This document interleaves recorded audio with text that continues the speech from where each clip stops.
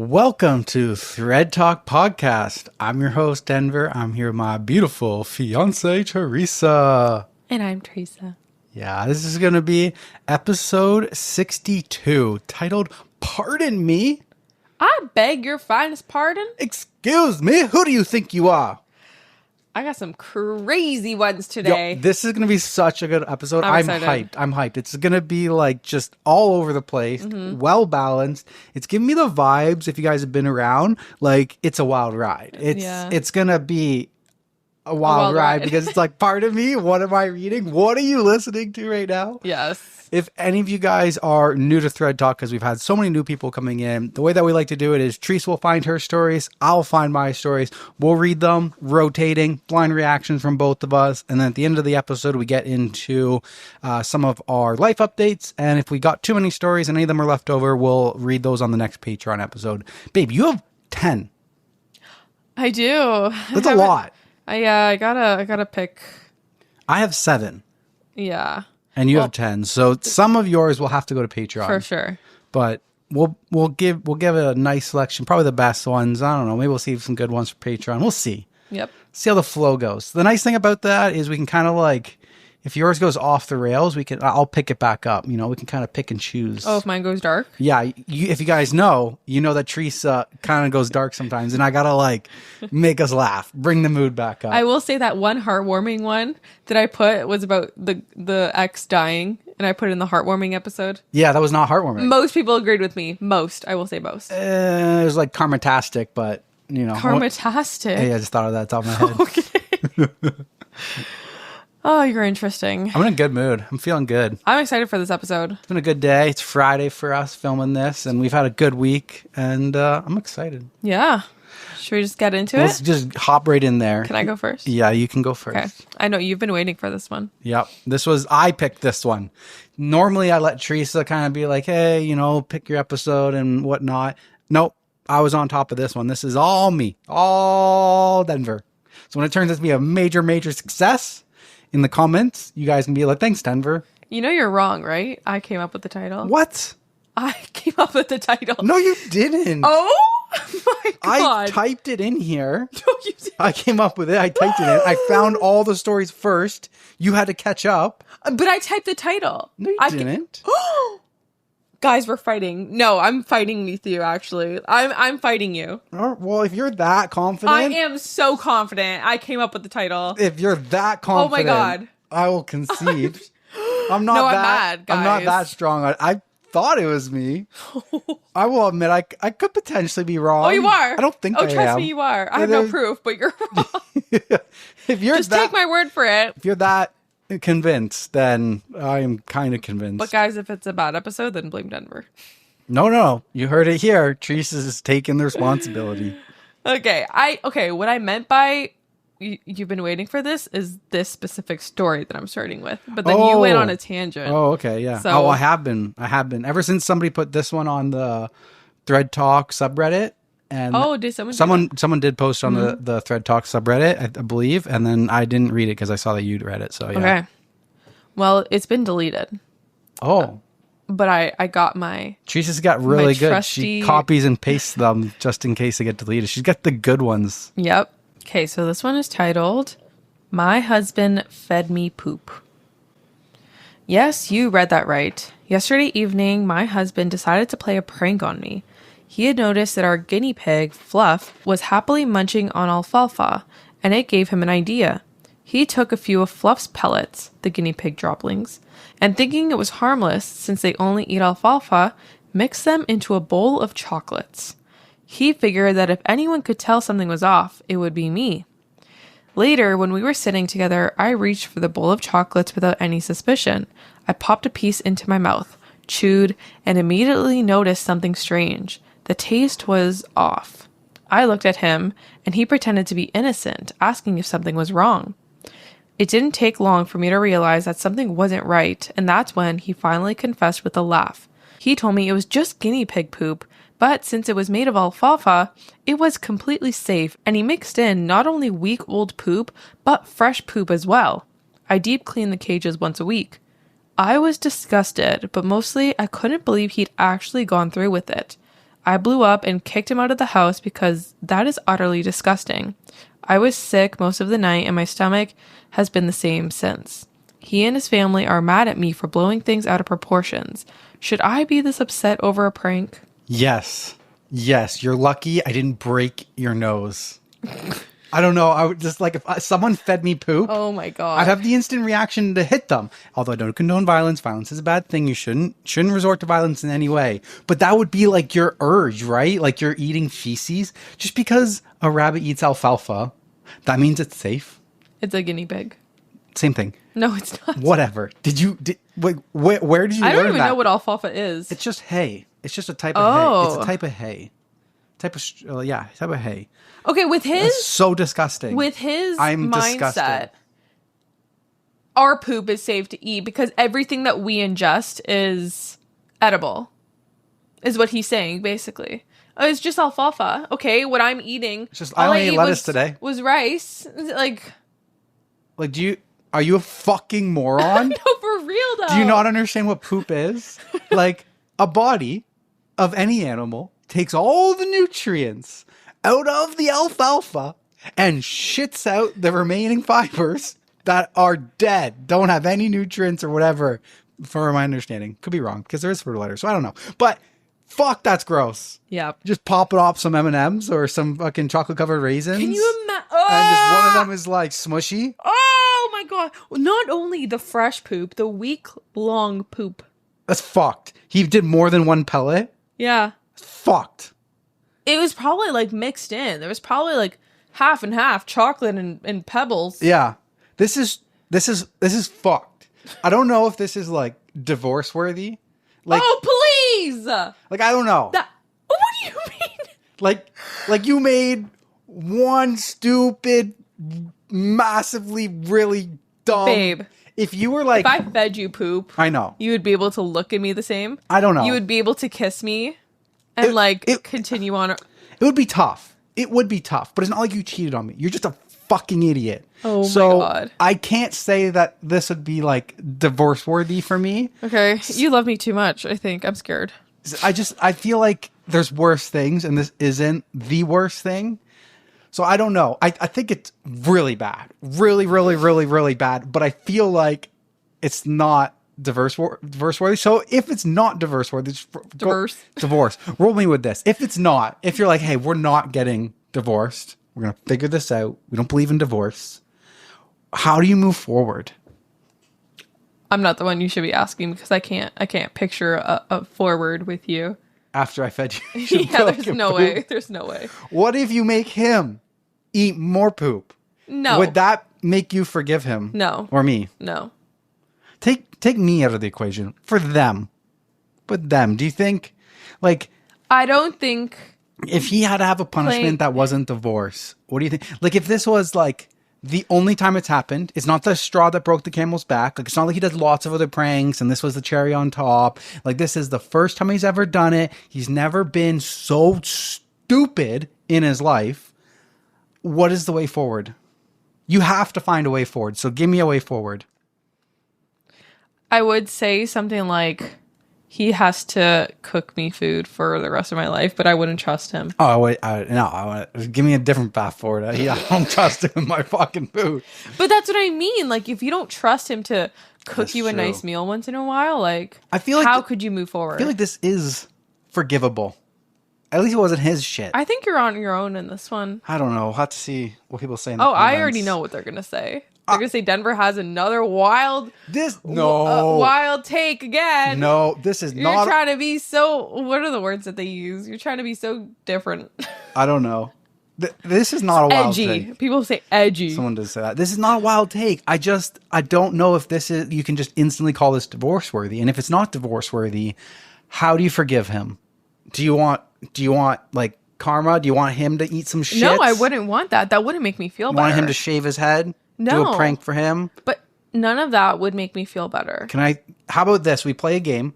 I'm going to collect all the guinea pig poop from the last 2 weeks. And we're going to play a game of like, you know, when you throw Skittles in someone's mouth or like popcorn in their mouth, like you stand over there and I'm going to throw it in your mouth. And I got this whole bowl and you have to withstand me trying to get them in your mouth. After I go through 200 pellets, however many in your mouth, and whatever I miss is what I miss, and whatever gets in there, gets in there. I think maybe, like, go as far to, like, teach him a lesson in a way that he doesn't actually have to eat it, but just, like, I guess, like, lead him up to it. Like, maybe, like, if you want me to forgive you, then I want you to eat it too. And then he'll probably freak out. Like, if he's not willing to eat it, Yeah. divorce. Yeah. But if he realizes that he was the dumbest person in that moment and he eats some fucking shit, he literally eats shit to make it up to you, I think I could. I would probably stop him before actually eating it. No. I would let him munch on it, and I would let him swallow it. And if he could do that for me, I would try my best to find a way to move forward. This reminds me of like that story with the crickets and the bugs that the dude was slipping in his girlfriend's food. Yep. And this also reminds me of the Modern Family clip. Have you seen it? No. I don't want to ruin it for you because I want to watch Modern Family. Okay, so do I. So don't ruin it. I won't ruin it for you. But people who have watched Modern Family with Phil, they know. Okay. So, yeah. Okay, there are a couple edits. Okay. I am meeting him in an hour to talk about things and get more clarity. I will keep you guys updated. For those asking, he's 46 and I am 35. Jeez. We met 7 years ago and have been married 6 years. Whew, that'd be like me feeding you some shit tomorrow. 7 years. 7 years together, jeez. This also reminds me of American Pie. Have you seen the American Pie scene? A long time ago. Or the old lady or the young guy? I forget what it is, but it's like remember. a truffle. Dog poop to a truffle. Oh, I don't remember that. Okay, another edit. He came home to talk and gather some things because I am not sure if I want him to come back. So here is the update. He's admitted that this isn't the first time he's tampered with my food. I eat a salad every day for lunch, and he admitted that he put grass in my salad once and told me by saying, "You are overreacting to this entire situation. I fed you grass once and you never noticed. I thought it would be funny." My reply was, "Grass? I eat micro salads, so everything is chopped really finely." That's it. You're done. Divorce. Like I said, if this was a one-time thing and he had the idea that was a funny prank and he was just had a moment of being the dumbest person alive, I could forgive that. You're done. Oh, I'm divorcing. I'm on the divorce side now. Him. Yeah, one time I put grass in your salad to see if you'd notice, and you didn't. Did he think I wouldn't notice the poop as well? Long story short, he laughed about it again. No apology. I asked him for a divorce, and he started throwing things around the house. Thankfully, I recorded the entire conversation. I live in a state that you can record without someone knowing. I kept the bowl of poop. I'll keep you updated as this goes on. Oh, you're done. You're done. Divorce. Final update, hopefully. I'm meeting with a lawyer tomorrow. I demanded a divorce, and he said, "Okay, we will see how this plays out. You know about the poop. Too bad you won't know anything else."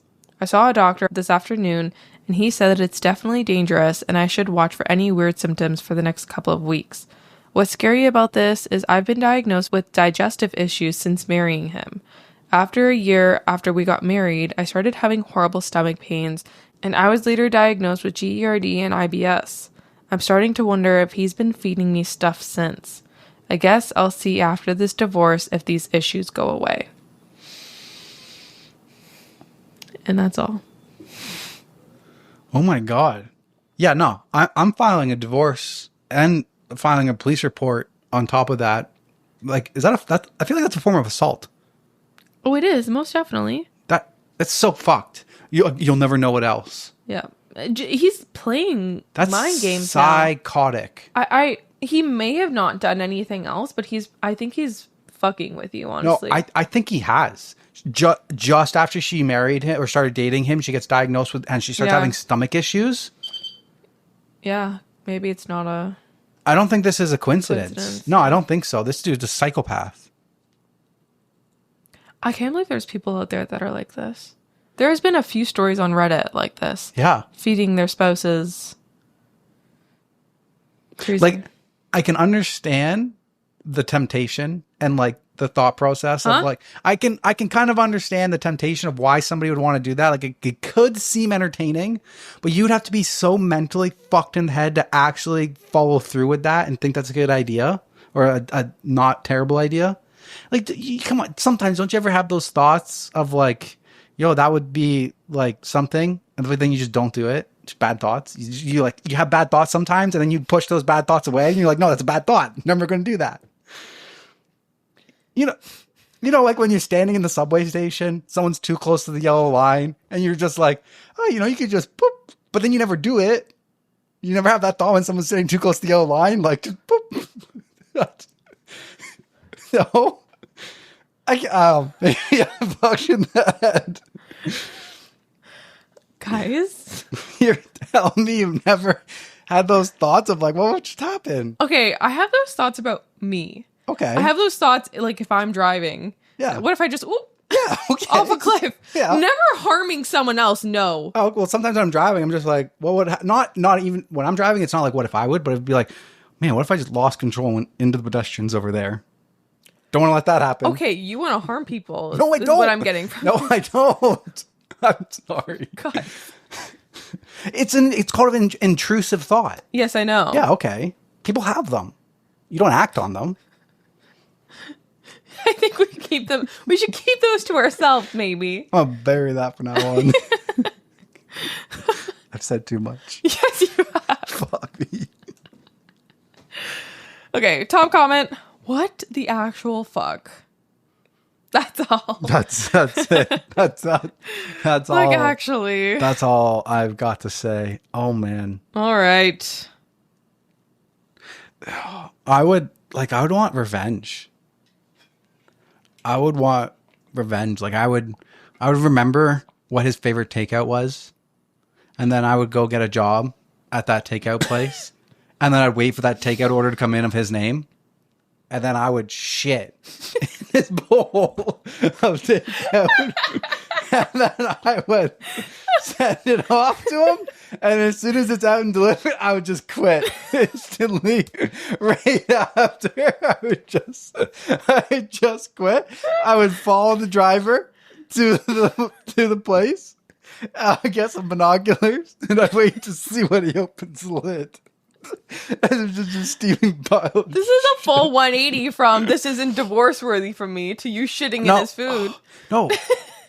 If it was one time, he's never done anything else. Okay. Not divorce worthy. Maybe we can find a way to come back to it. I'm just saying, if you fed me some guinea pig food, Crying. if you fed me some guinea pig pellets, I would think that I would try to find a way to forgive you if you were apologetic. You're willing to eat some shit to make up for it. The fact that he was doing this other times tells me that he's a freaking psychopath and you should get away from him. So there's differences there. Okay. You guys are going to tell Denver how wrong he is, right? I can rely on them to do that. My take wasn't that bad. I'm sorry. I'm willing to forgive you for feeding me poop. That's so my bad of me. That is so terrible of me. I'm so sorry. You know what? I changed my opinion. I'm not forgiving you. Oh, okay. This is going to be a good episode. Yeah, I'm excited. All right. Let's do this one. Excuses. When was the last time that you needed to visit the doctor, but you pushed it off? Maybe you had the excuse, I'm too busy. It'll heal on its own. I don't need help. I don't even know what doctor to go to.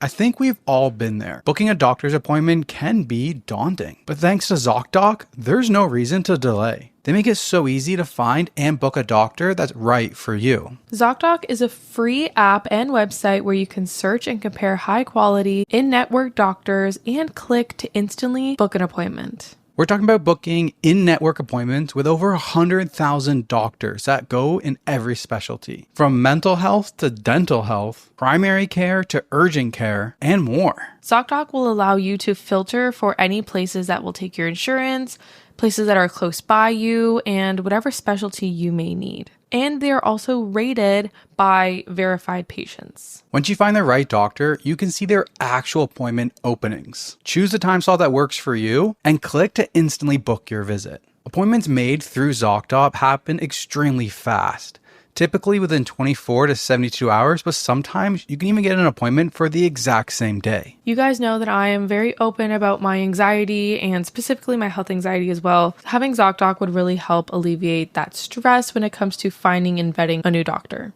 Once we are traveling full-time in the RV, heading across the states, if we do need to find a doctor, this is going to give us peace of mind knowing that we'll be able to get that done quickly. So stop putting off those doctor's appointments and go to ZocDoc.com/ThreadTalk podcast to book a top-rated doctor today. That's ZocDoc.com/ThreadTalk.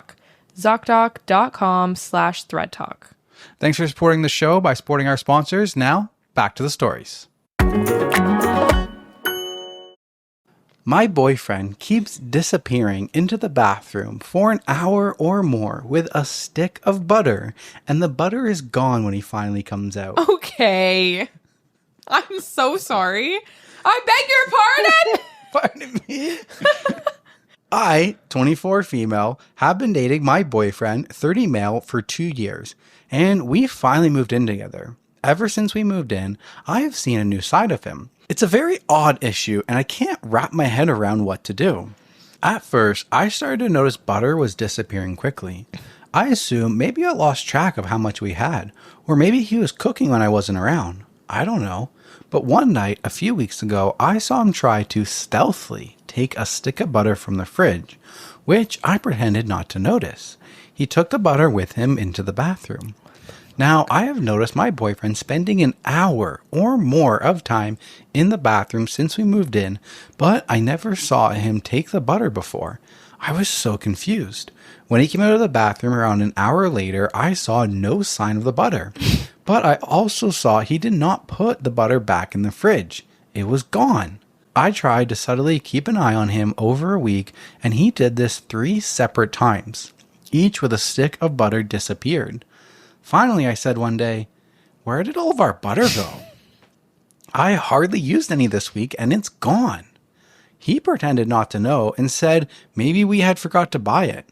I said no, we had 4 sticks before and now they are gone. He just acted like it was a mystery and said guess we should order up some groceries. By now, I was getting very confused. So I ordered groceries and made a point of saying, "Good to finally have 4 sticks of butter. This should last us quite a while." He made no comment. On the first 2 days, whenever I used a small amount of butter, I'd remark about how much butter we had left. Finally, one day I saw him do it again. He took a stick of butter into the bathroom, was gone for an hour or so, and came back with no butter. I couldn't believe it. So when I made dinner, I acted shocked that one of the sticks of butter was gone. He said maybe we only had 3. Not the gaslighting. But he knew I'd been making a point of it. The very next day, another stick of butter gone. I listened at the bathroom door and heard the sink water running and thought I heard moaning noises. I was so confused. Finally, this time when he came out, I said I know he's been taking the butter into the bathroom. He got all flustered and said I must be mistaken. But I said I had literally seen him take butter into the bathroom and come out without it. And I know that he has been lying to me about the quantity of butter in our fridge. He then started apologizing for misleading, but said, quote, "Let's just not talk about it." And when he saw I was getting mad, he said, "What if I just order my own separate private butter?" Shut up.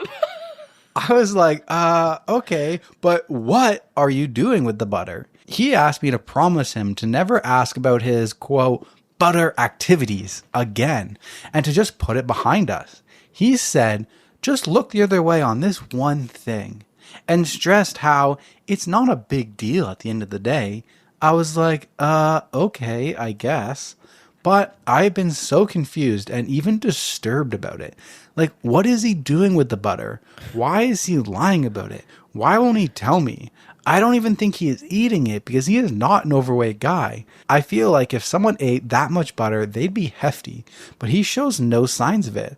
I'm just like, who is this guy? Am I overreacting? It is just so odd. I see him in a different light and I'm not sure what to do. Should I just ignore it? Okay, girl, if he was eating that much fucking butter, he would be dead.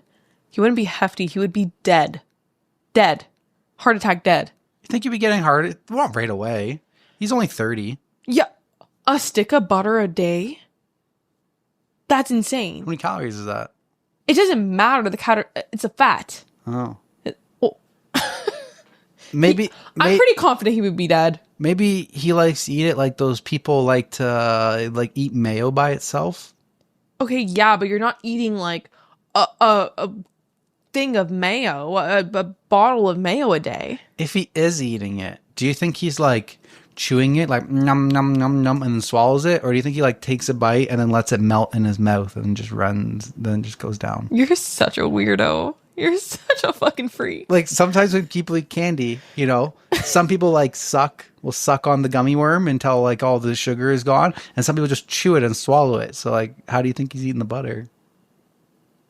I'm not going to entertain this. Okay. So we don't think he's eating the butter? No, I don't. I think he's doing some weird sexual activity with it. Like but what? For an hour long? Like what? Tell me what you think.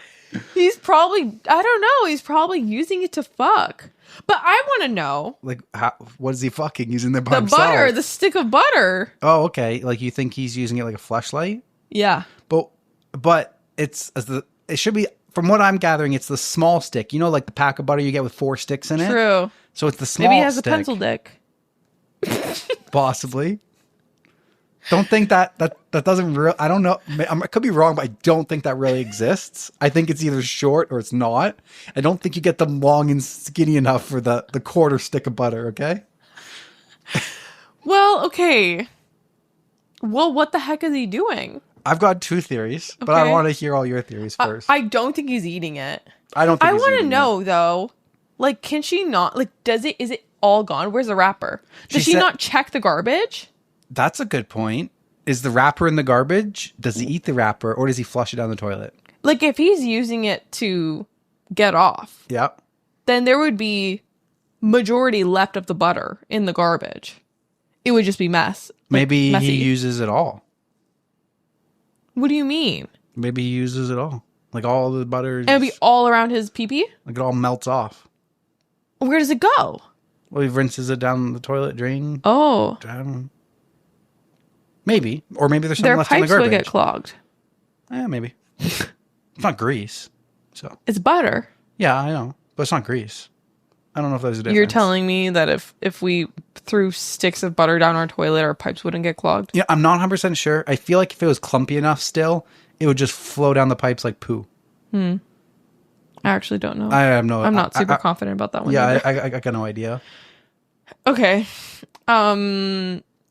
Those are my best guesses. Also, your partner going to the washroom for an hour at a time is a red flag without the butter or not. Sorry, we're only awake for what? 16 hours a day? Like if I'm on the toilet for longer than 5 minutes, Teresa's like, "Are you okay in there? Did you drown? Did you fall in?" Like actually though, we're awake 16 hours a day. We work 8 to 9 hours a day. We have to like an hour a day is significant, especially when you work an 8-hour shift. Yeah, that's a significant. It's significant. All right, so so the way that I see it is he's using it as lube to jerk it, right? It's either he waits, the butter gets warm, he melts it, rubs it up against it. Yeah. Anyway, what if he's using the stick of butter another way? As if the stick of butter is like a dildo. Oh, the other way. And it smushes in there and kind of does something. Work? Wait, and then maybe melts. I got a question about that. Maybe melts and comes out. If he does that, or something, would it be the same as like ingesting? Like, would those be calories counted? Like fat counted? I don't know, because isn't there the thing with like if you put alcohol straight up your butt, it like absorbs directly into your bloodstream or something? I've never heard that in my life. Yeah, you've never seen that? No, People, what? They No, I haven't seen that. Funnel with beer. I feel like it was on Shameless. I feel like I saw it somewhere else too, or I heard of it. But yeah. So maybe he's pegging himself with the butter. That's because the quarter stick of butter. It's perfect size. It's about the size of your butthole. Oh, you could be right. Oh fuck! What the fuck is this guy doing with the butter? Pardon me. So I hope we have answers. But also, just a curious question here.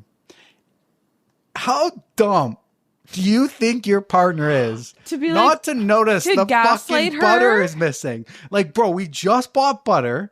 I'm the only one who cooks. And now I just saw the fridge and now a stick of butter is missing. Maybe we only had 3. Bro, 4 come in a pack. Bro, what do you mean? What do you mean? Do you think I'm a fucking idiot? No, Do you actually, think I'm though, dumb? that's just rude at that Right? point. Like, you think I'm stupid. You think I'm a moron. Like, come on. Come on. Oh my gosh. So you would think, hypothetically, why wouldn't this dude just buy his own butter in the first place? But there's really no way to get away with it. The butter's in the fridge. We're going to have a secret fridge for your butter? Right. So I don't know what kind of kink this is. And on top of all of it, or on a side note, don't you think that your partner should share all of their kinks with you? Right. Or maybe you're not in a very honest relationship. Doesn't an honest, healthy relationship, like your partner shares their kink with you? They've been together for 2 years. What if she wants to participate in the butter kink? Maybe. Crazy. Okay, so there's an update. Thank God. Don't leave me hanging. One of the top commenters said, I love that he acted like buying his own butter with AITA. So delusional. And then someone replied and said, the phrase private butter really sent me. This is where this woman boyfriend draws the line. Yeah. Okay. So the update. This morning I said, look, yes, you should buy private personal butter for your activities. But I said, I need to know what you do with the butter. He got very quiet and said, fine, I'll tell you just this once. And he told me. He told me everything. I was so mortified and confused, I cannot tell you what it is, but I will say it is a sensual activity. Extremely sensual. It was definitely an inappropriate use of butter. I cannot even type out what it is due to how graphic it is. On one hand, it's just butter, but on the other hand, I can no longer see him the same way. I am staying at my parents'. To make matters worse, a friend of his found my other post and sent it to him saying, LOL, this must be about you. Oh? I guess he used to do it in college too, and he was furious. And now other people I know in real life knows what he does with butter. He is angry at me for, quote, exposing his butter-based proclivities. Now, I have probably ruined my relationship and everyone knows my business, causing me shame and humiliation. I can't believe what he does with the butter though, and I don't think I can be with somebody who does things like that. I consider this a momentous fuck up for me to have ever confronted him about it. This is my mistake because I can never unknow what I know. Okay, I'm mad. I'm genuinely mad. Top comment Why on can't she just freaking tell us? Top comment on the update. What is it? He shoves the butter up his butt? He uses it like butt dildo until it's slightly melted, then licks it, then back inside the butt and repeats the process until the butter is gone? Ew. What does he do with the butter? No, but come on. You can't just leave us hanging like that. That's bullshit. I know. I want to know. The user has deleted their account. Yeah. I Googled butter sex activity and I got butter churner sex position, what it is and what the benefits of it are. Oh, it's just a sex position. Yeah, that's a sex position, but I want real butter. I want real butter, not the butter churner. Wait. No, this is different because this is not a solo. There's a term called butter balling. Lewd sexual act in which a man inserts a stick of butter into a woman's ass, then proceeds to fuck her in doggy style position. Oh. As the action heats up, the butter melts and drips all over the man's testicles. Oh. Afterwards, the butter is usually licked up by the woman or is sometimes spread onto toast. What the Spread onto toast? fuck? Goodbye. Goodbye. I can't. And then they show you how the term is used No, in a thank you. sentence. I'm not looking. In a sentence. My eyes are closed. Guy number. Oh, They sorry. show you how they use it in a sentence. Oh, okay. Conversation. Guy number 1. Man, your woman bakes a good cake. Guy number 2. Yeah, would have been even better if we hadn't used up all the butterballing last night. We better not be giving anyone any ideas here. That was graphic. We might get, like, banned for that. Maybe. I feel like that is the most graphic thing we've said on this podcast. I think so. I think we just need to move on. I don't think we're gonna get an answer for this. But What? I found a website that says why you shouldn't use butter as lube. Interesting. You're getting down heavy with your lover and reach into the nightstand for your trusted lube. But wait, it's empty. What do you do to stay in the moment? You dash to the kitchen, desperately looking to find something slippery. ... Butter. Butter is slick and tasty. Sounds like a good lube substitute. But should you use butter as lube? Let's find out. Short answer is no, it is not safe. Butter is unsafe for the following reasons. It alters pH balance. Yeah. Okay. No brainer. So leading to infections, burning, itching, and even swelling. It becomes rancid quickly. Butter is made from milk and contains something proteins. There's that too, yeah. Sesame proteins. Okay. Yeah. Just don't do it, people. I feel icked. No, I feel unsatisfied. Yeah, a little bit. We don't know. I need closure. I feel like the most graphic thing was that it's going up his butt. She could have said butt is going up his butt. At least, like, let us know. Like, is he just jerking it? Or is it getting impaled with it? What other option is there? What other option is there? I can think of one thing, but Teresa would not want me to say. I already know. Fuck off. You're a fuck. If you think you know what it is, you can drop it in the comments below. But please don't. I don't want to see it unspoken. All right. Well, back to you. Okay. It's been a really graphic start. Yeah. I'm gonna take a happier turn-ish, kind of a funnier turn. Okay. Title is Need a Fake Kid to Piss Off My Wife. What? My wife and I are watching Elf together, and we saw the part where Buddy's real dad tells his wife about Buddy, and his wife gets excited about this surprise adult kid that pops into their life from a time before they knew each other. I point out to my wife that it's a little unbelievable that she would immediately be on board.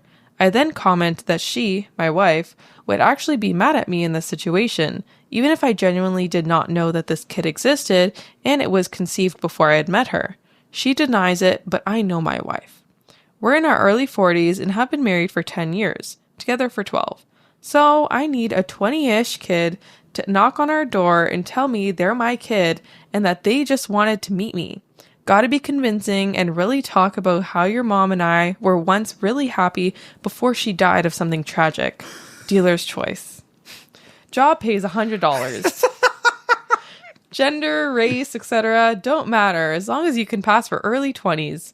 Shouldn't take more than an hour of conversations, then you get a call or something and have to leave. Want to do this soon after the new year. You come up with a backstory and I'll play along. I'll give you a little info up front after you take the job. Holy shit. This is amazing. I love this. Okay, edit. Holy cow, I have several interested, potentially fake offspring. I am no longer taking applications. Did not expect so many willing people. I'll post the winning candidate in the coming days. Edit 2. It looks like I not only have a potential fake kid, but the kid can actually pass as genetically me. I will post an update after in the first week of January. Hopefully not from a shelter. Now this is a prank. Now this is a prank I can get behind. This is a prank I can get behind. Yes. Yeah. All right, ready for the update? Yeah, fuck yeah. Give it to me. I'm ready. Give it to me like the last dude was getting that butter. Okay, let's not. So, to the very dramatic naysayers, one of which compared my prank to spousal abuse, What? several diagnosed me with a number of mental illnesses, and at least as many said I was childish and cruel. To you, I say, you're probably right. However, na boo boo, stick your head in doo doo. We've been married a decade. We know each other well enough to know what's over the line and what's funny. That said, it was harder than I thought to secure a fake child.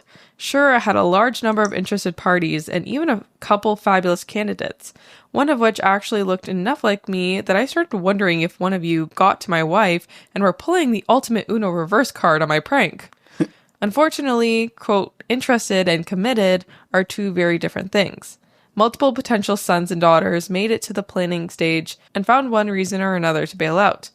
Let me be clear, I do not blame these folks at all. I don't think I'd have the courage to send the first DM, let alone actually go through with the prank orchestrated by a complete stranger. But I did find a suitable actor with the courage to come through, and I still think it was money well spent. So here's a synopsis of how it played out. No, there's not a video.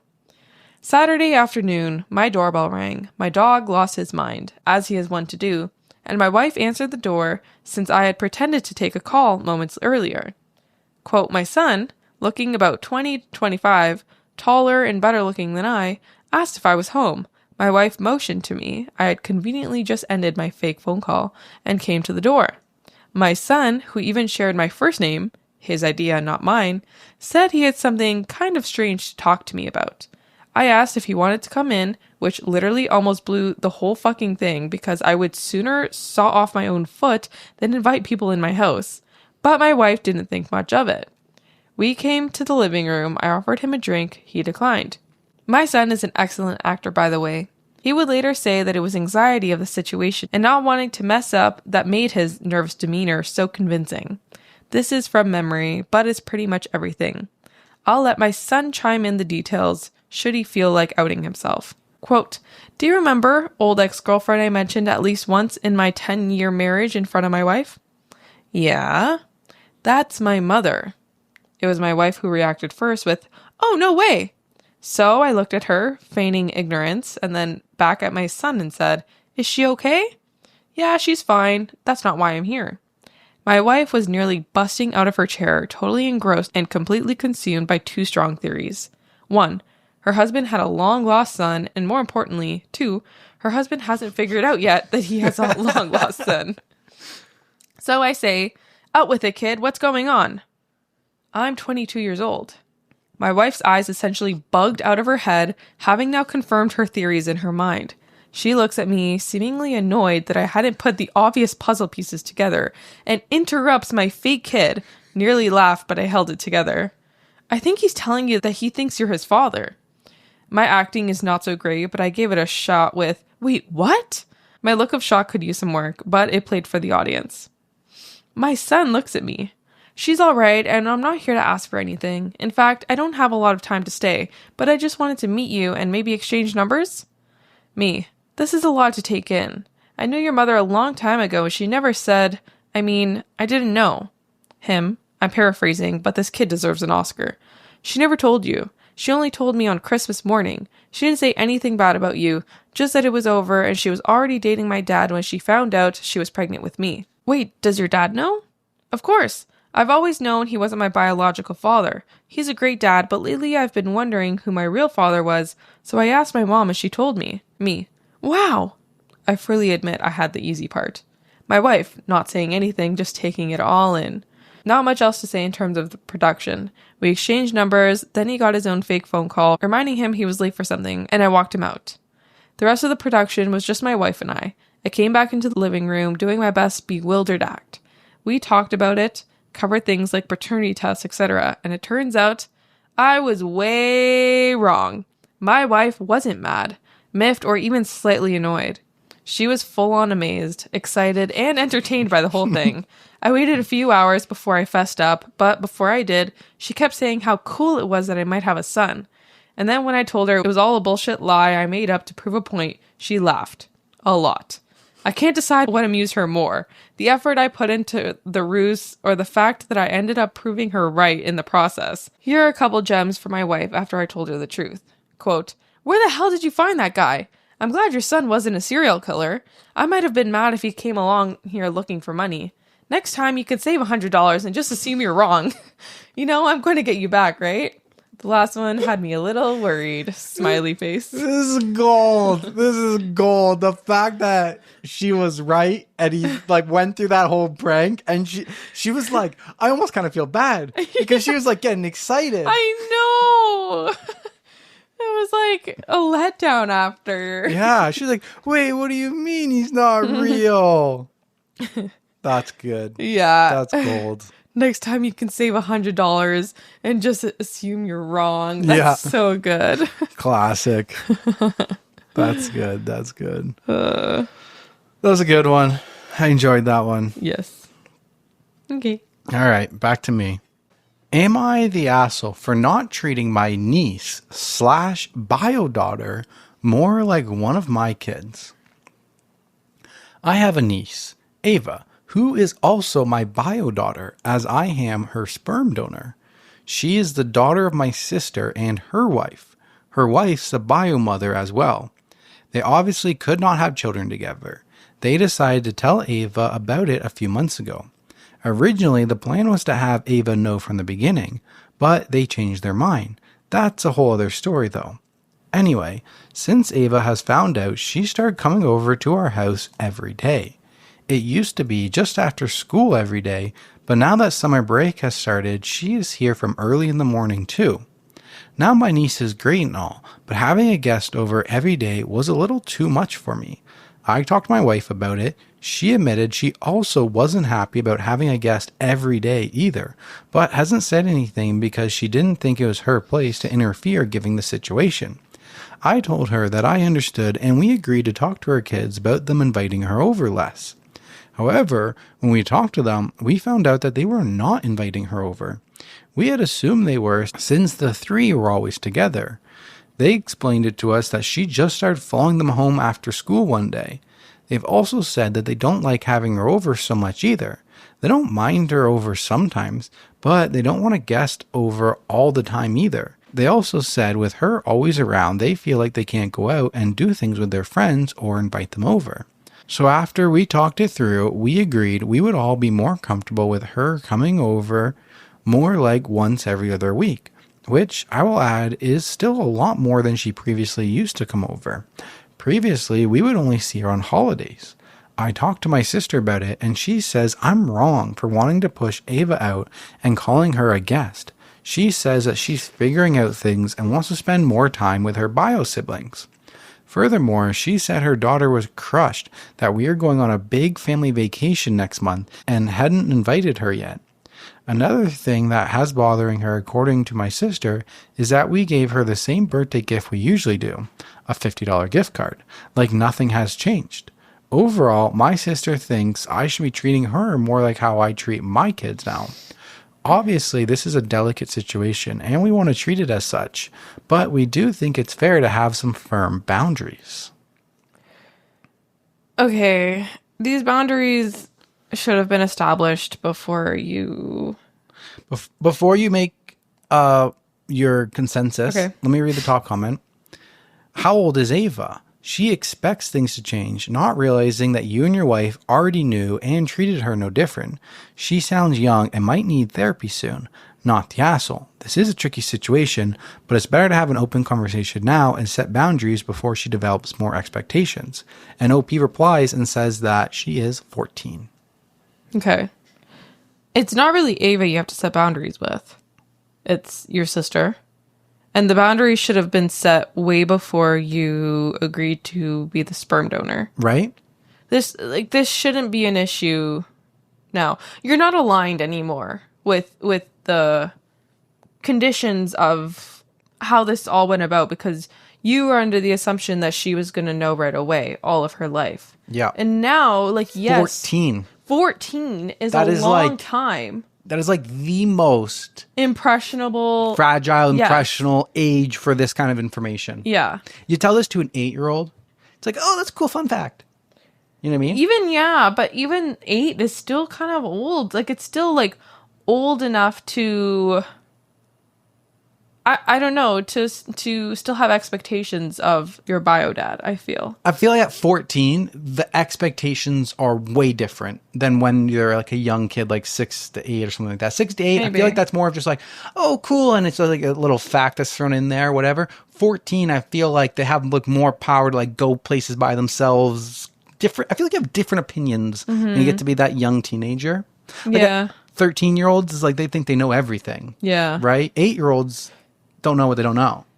This is tricky, though, because now she's like, well, why am I not invited to the family vacations? Yeah. You're my dad.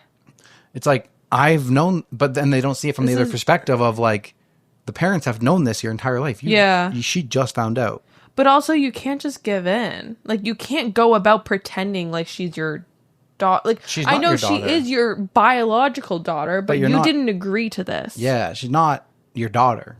You're Exactly, you are a sperm donor. Yeah. For your sister, so that I would be really pissed off at my sisters. Oh, I'd be very Sister. mad Sorry. at my sister. Yeah, I would be. Yeah, they definitely have to have this hard conversation with Ava. Like, this is their cross to bear. This is not on you. Yep. To be, I don't know, like teaching her or like setting those boundaries with Ava. It's not her. So I got an update. Okay. I decided to talk to my sister's wife about the situation like some people suggested, which was definitely a good idea because my sister had been keeping some info secret. I found out from my sister-in-law that she had gotten a really good job offer that would have required her to move. She wanted to take the job. My niece also wanted to go because they would have been moving to New York City. My sister, however, did not want to move, so she decided to tell her daughter about me being her sperm donor to try and get her on her side about staying. This worked for the most part as she no longer wanted to move and wanted to stay nearby us. My sister, however, also hid from her wife the conversation about us not wanting their daughter around as often. As far as my sister-in-law knew, everyone was happy about her being over so often. Once I told her the truth, she was very upset and said she would discuss everything with my sister and their daughter. I don't know much more that happened with all that, but none of us heard from any of them for over a week. When we finally did, we found out that they have decided that my sister-in-law will be taking the job and they will all be moving. Since they are going to be moving soon, it's not going to be much of an issue anymore for us to maintain our boundaries. So for the most part, at least concerning the part involving my family, it's been resolved. Thank you all for the advice, though. Okay. So, I just want to clarify. The parents wanted to move to New York without the daughter and leave the daughter behind. No. Oh, What? okay. I What? misunderstood that. No. Sister-in-law Yeah. and bio daughter wanted to go to New York City. Sister did not. So she decided to weaponize the fact that her brother is her kid's bio dad to get her daughter on her side of not wanting to use to New York City. Oh, okay. So she weaponized that They information. wanted to abandon her. No, they weaponized that information. She weaponized that information with her daughter so that to try to convince her wife not to move to New York. Got it. Okay, still a shitty thing to do. Dude, that's so That fucked. is, yeah. Pardon me. Yeah. Like, you don't want to tell your kid, and then when you decide to do, you do it for a benefit. For so your benefit? You like, weaponize it so that you can convince your wife not to move. That's so crazy because now she's like, Now you she did it at knows. the worst time. Because now she knows, and now she has to move to New York. That's wild. That's fucked. Damn. Okay, but also, side note, why would you think your daughter going over your brother's house every single day is like normal? I don't know. What do you mean? Cousins hanging out. I guess not even Every cousins. single day? Not even cousins anymore. Now it's like half siblings. Siblings. Half siblings. But like every single day? And it's summertime. That's excessive. Whose mindset are you thinking from here? Sister-in-law? Sister? The sister. Well, the parents. The parents that have her over every day? No. The parents that the kid is leaving every day? Yes. Okay, well, one of them, sister, knows why because she wants her gone every day. She doesn't want to move. She wants her kid to go create tight bonds over there so that her kid doesn't want to move. So whatever whatever her kid wants, she wants to give so that she can stay there. Yes. Okay. But I don't know. So you're saying from sister-in-law's perspective? I guess sister-in-law, yeah. She's probably working. She's working. Working hard. Working hard or hardly working. All right. Is that all? Yeah, that's it. That's it. I mean, top comment on the update just says, wow, your sister is horrible. All's well that ends well, at least. All's well that ends well. Okay. Before we get to the next story, if you guys are watching on YouTube, don't forget, YouTube memberships for 99 cents a month gets you early access. Usually about 5 days early. Sometimes a whole week early. It depends on how my editing schedule is going to go. Sometimes 2 days early. It's really random, but just think about it. Didn't sound convincing at all. Okay. This one comes from Today I Fucked Up. Today I fucked up by pulling out a long hair out of my throat at the dinner table. So there I was, sitting at the dinner table, nervously trying to impress my girlfriend's mom. She'd made a famous spaghetti, and I was determined to rave about it, even if it tasted like wet cardboard. It didn't, thankfully. It was actually pretty good, but that's where my luck ended. Halfway through my second bite, I felt something strange. It wasn't pasta, it wasn't sauce. No, it was a texture that screamed, "You're not supposed to be here." I froze, mid-chew. My girlfriend noticed. "Are you okay?" Her mom was staring too, smiling proudly, oblivious to the horror unfolding in my mouth. I mumbled something like, yeah, delicious. But inside, I was having a full-blown crisis. I subtly tried to swallow, thinking, just get it down. Pretend it never happened. Big mistake. That's when it hit me. It's a hair. Long hair. My brain went into overdrive. Should I just keep going and pretend I'm eating spaghetti floss? But then I felt the other end still in my throat. I had no choice. I grabbed the strand, said a quick prayer to the dinner gods, and pulled. And pulled. And pulled. This wasn't a normal hair. This was Rapunzel level. This was Disney princess wig territory. The worst part, the hair was coated, and I mean coated, with little bits of chewed spaghetti, meat sauce, and God knows what else from my digestive journey. It was like a disgusting spaghetti necklace. My girlfriend screamed, "Oh my God!" Her mom gasped in horror. I just sat there, holding the world's grossest magic trick. Her mom stuttered, I don't know how that got in there. It's probably mine." Oh, great. That's what I needed to hear. I'd basically just French kissed her mom's scalp. I mumbled something about how it happens and immediately took a gulp of water to wash away the trauma. My girlfriend, she laughed so hard she cried. Her mom looked like she wanted to crawl under the table. Holy fuck, that's hilarious. Oh my God. I could literally feel the hair coming out of my throat. I could feel it too. That's happened to me before. Oh God.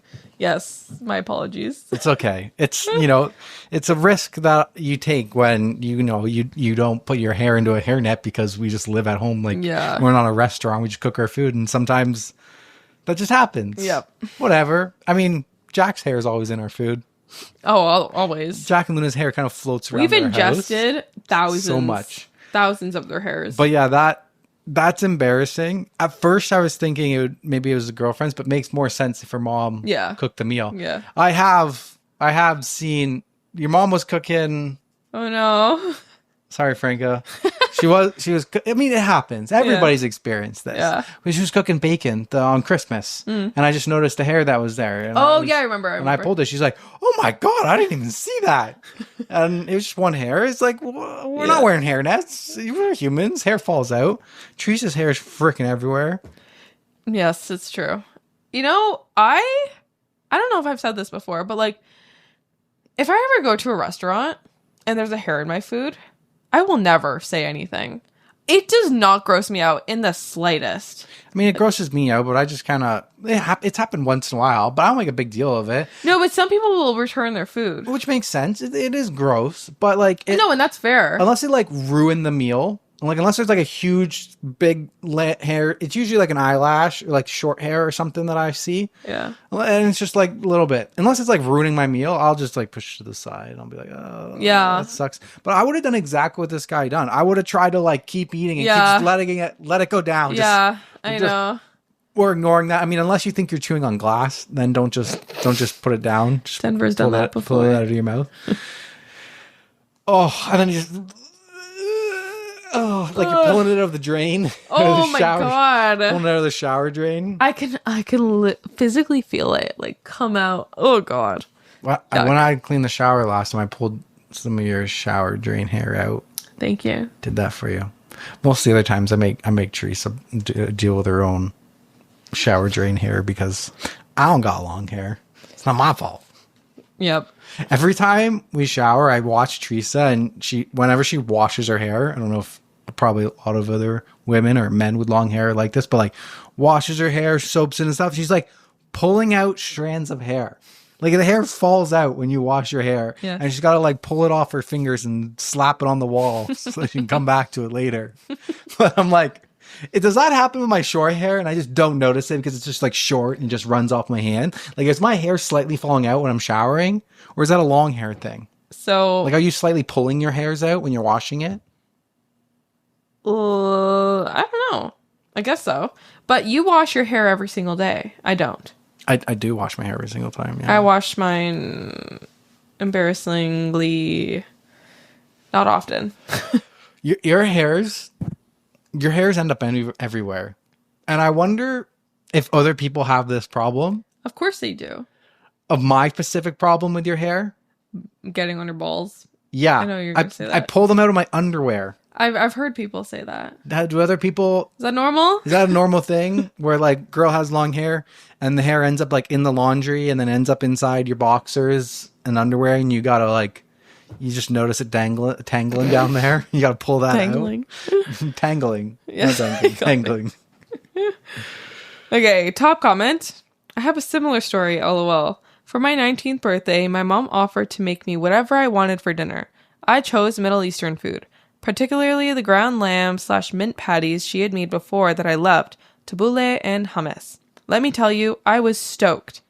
My birthday dinner comes around and I start with the hummus and tabbouleh, saving the lamb because it's my favorite. Finally, I start to cut the lamb patty in half and, why is this so hard to cut?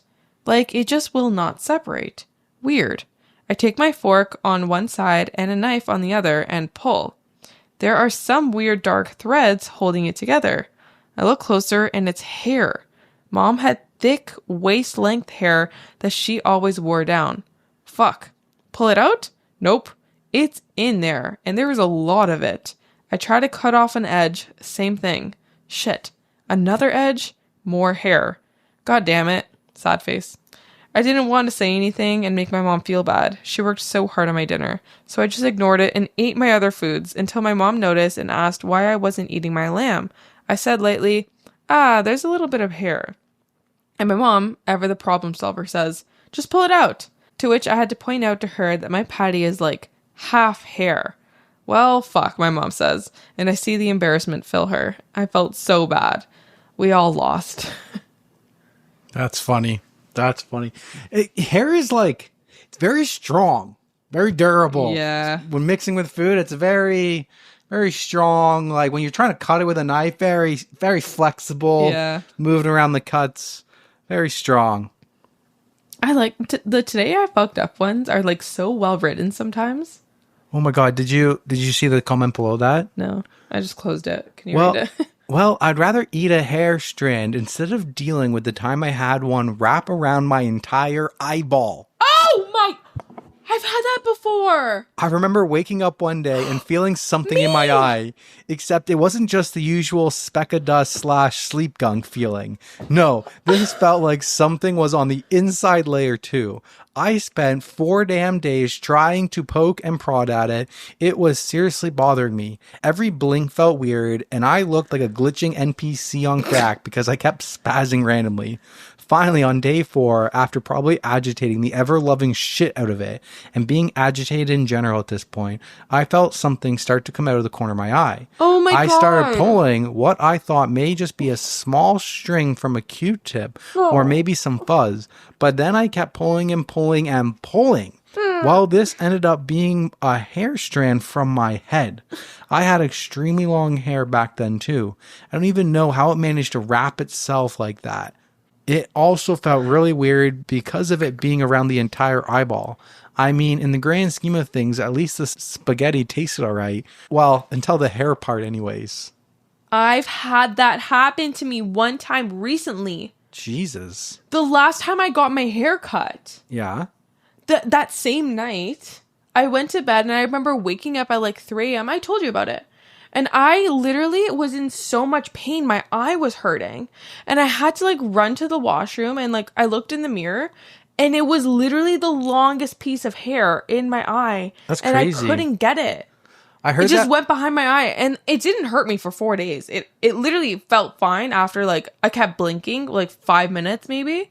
And it just like stopped. And like when you, if I heard there's like a thing where like people like to eat their own hair and that it doesn't dissolve in your stomach and it causes I used to suck my blockage. hair. Causes, like anxiety. Oh God. Yeah, I used to like Gee, now you just pick your eat my fingers hair. apart. I know. And yeah, I think that's what people do. Like people who like eat, like suck on their hair. Jesus. That's Yeah. crazy. I heard that like if you get your eyelashes in your eyeball will just absorb them. And I think that's exactly what happened with my hair, my literal strand of hair. So weird because I was worried that I was going to have to go to the eye doctor the next morning and ask him to take it out of my eyeball. Because I'm not exaggerating. It was so much pain. It was so painful. And then it just like stopped after a couple minutes, which was Jeez. weird. And I went back to sleep. That's weird. Yeah. All right. Moving on. Mm-hmm. This one's coming from, am I overreacting? Am I overreacting after I found out my boyfriend's online friend group I became a part of 2 years ago has just been him the whole time? Huh? I guess I should have been less oblivious. But since a little before we started dating in 2022, I was added to my boyfriend's, just a friend at the time, 3-person Instagram group chat with what he explained were some of his closest online friends. The other 2 accounts seemed like real people because they had real followers and comments on their post, and drastically different aesthetics/looks to them. We eventually made a Discord server for us, and that alone was convincing enough since multiple times we'd all be active at the same time. We never voice chatted, but I used to never voice chat either, so I didn't think twice. The group got closer though as more and more time passed since I was first added to the group chat. And last month, we got together and planned a research trip to Hawaii for August. We live on the east coast of the US. Like, we booked everything. So imagine my surprise when I'm over at his house tonight and his computer is open and I just want to log into my Google Docs when I accidentally stumble across, first of all, follower bot sites, and also him logged in and chatting with me as one of the individuals I thought I had become close with, and just got this sinking feeling. I didn't jump to the idea that they could be fake either. I was like, maybe he just has their logins since they're all so close and is way too interested in their messages. But then I noticed their only chats were the group chats and the server. And the real kicker was the email address it was signed up under was his backup email with his full name. I quite literally snooped until he got out of the shower and caught me, which I'm not saying was right of me, but I couldn't help myself. During my snooping, I gradually became devastatingly confident that he wasn't behind just one, but both accounts. I've never seen his face so red, and he just absolutely panicked and started shouting at me to get out of his business. I couldn't even form the right words to say to him. In the end, I just walked out of his apartment sobbing. It's very early in the morning, I get that, but this screenshot is what he had to say, and I'm starting to feel crazy. Am I overreacting about my discovery?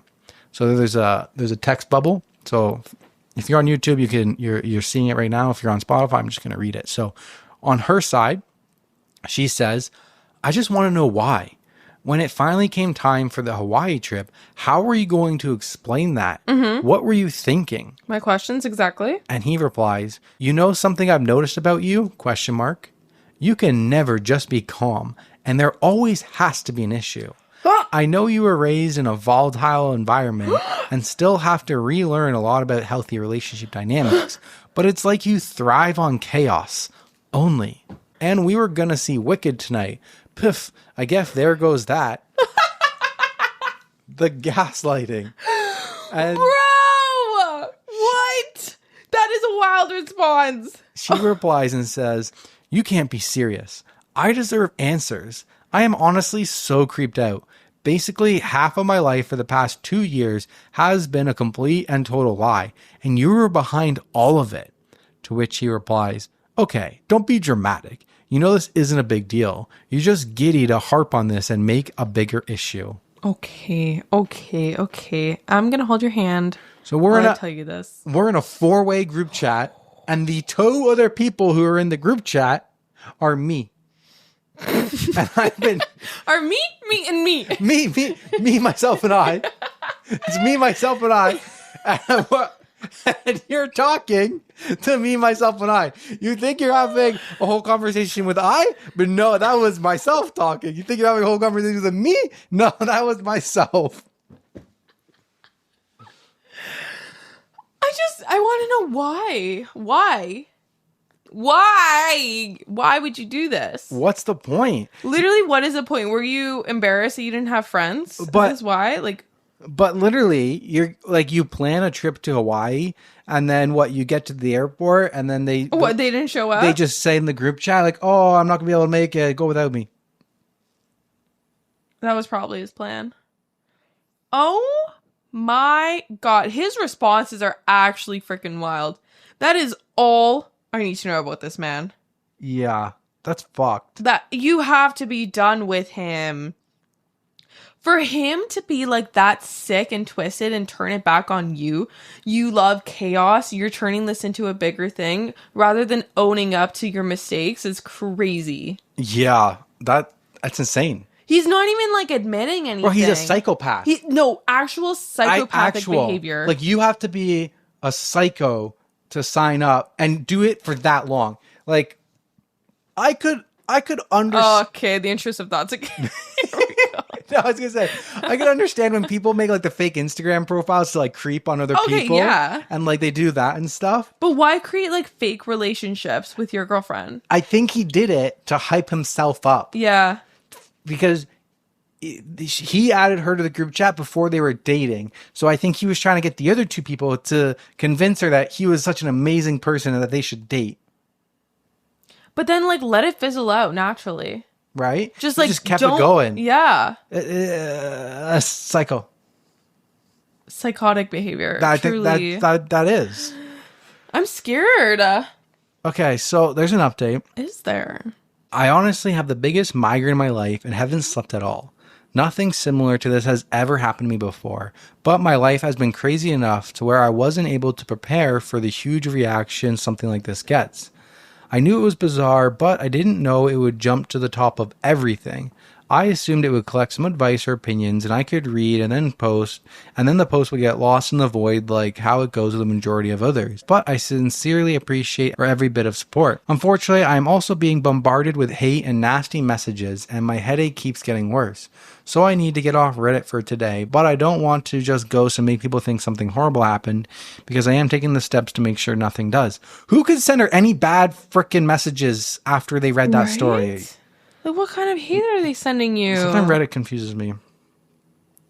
He does have my address, but I live with my family in an apartment building that needs a key fob to get into, so at least I have those 2 layers of safety for now. But for some reason, I doubt that at least today there will be any attempts at a personal confrontation. And even then, I'm confident I will be able to remain safe and far away as possible in the case he does come around. I've alerted some of my real friends of the situation as well, and they will be close to me as much as they can. So please don't worry when I'm not active for the rest of the day. I am just getting nauseous from my headache headache and don't want to start the day feeling like this. Okay, so not really an update.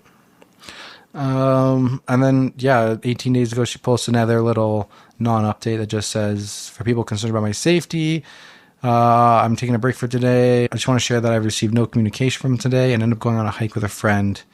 That's basically it. So, like, there's no real update. Thought there was going to be an update in there, but no real update. Darn. I have all the info I need about this man, though.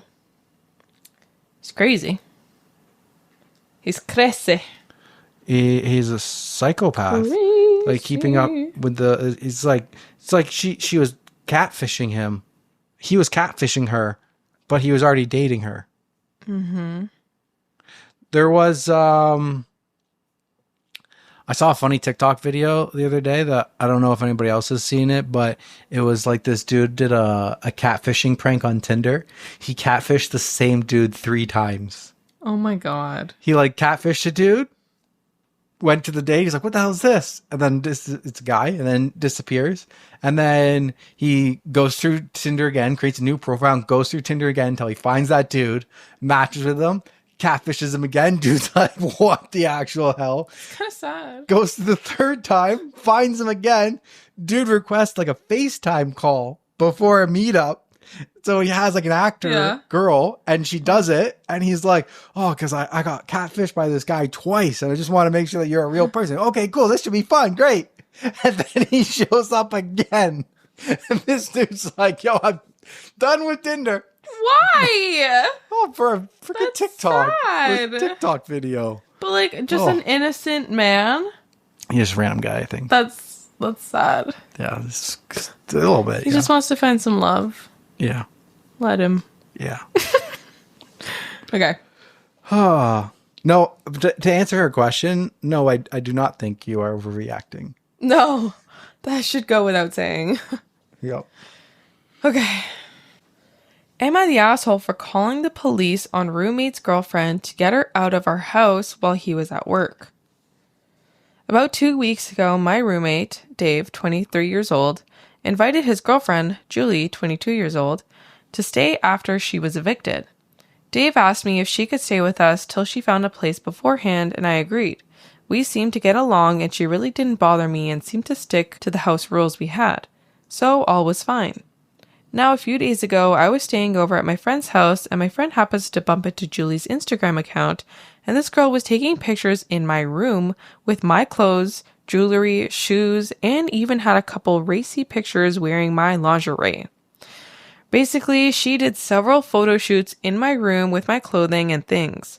Of course, I lost it. But the worst of it was these pictures where she was standing on my prayer rug, which is highly important to my faith, with her dirty shoes.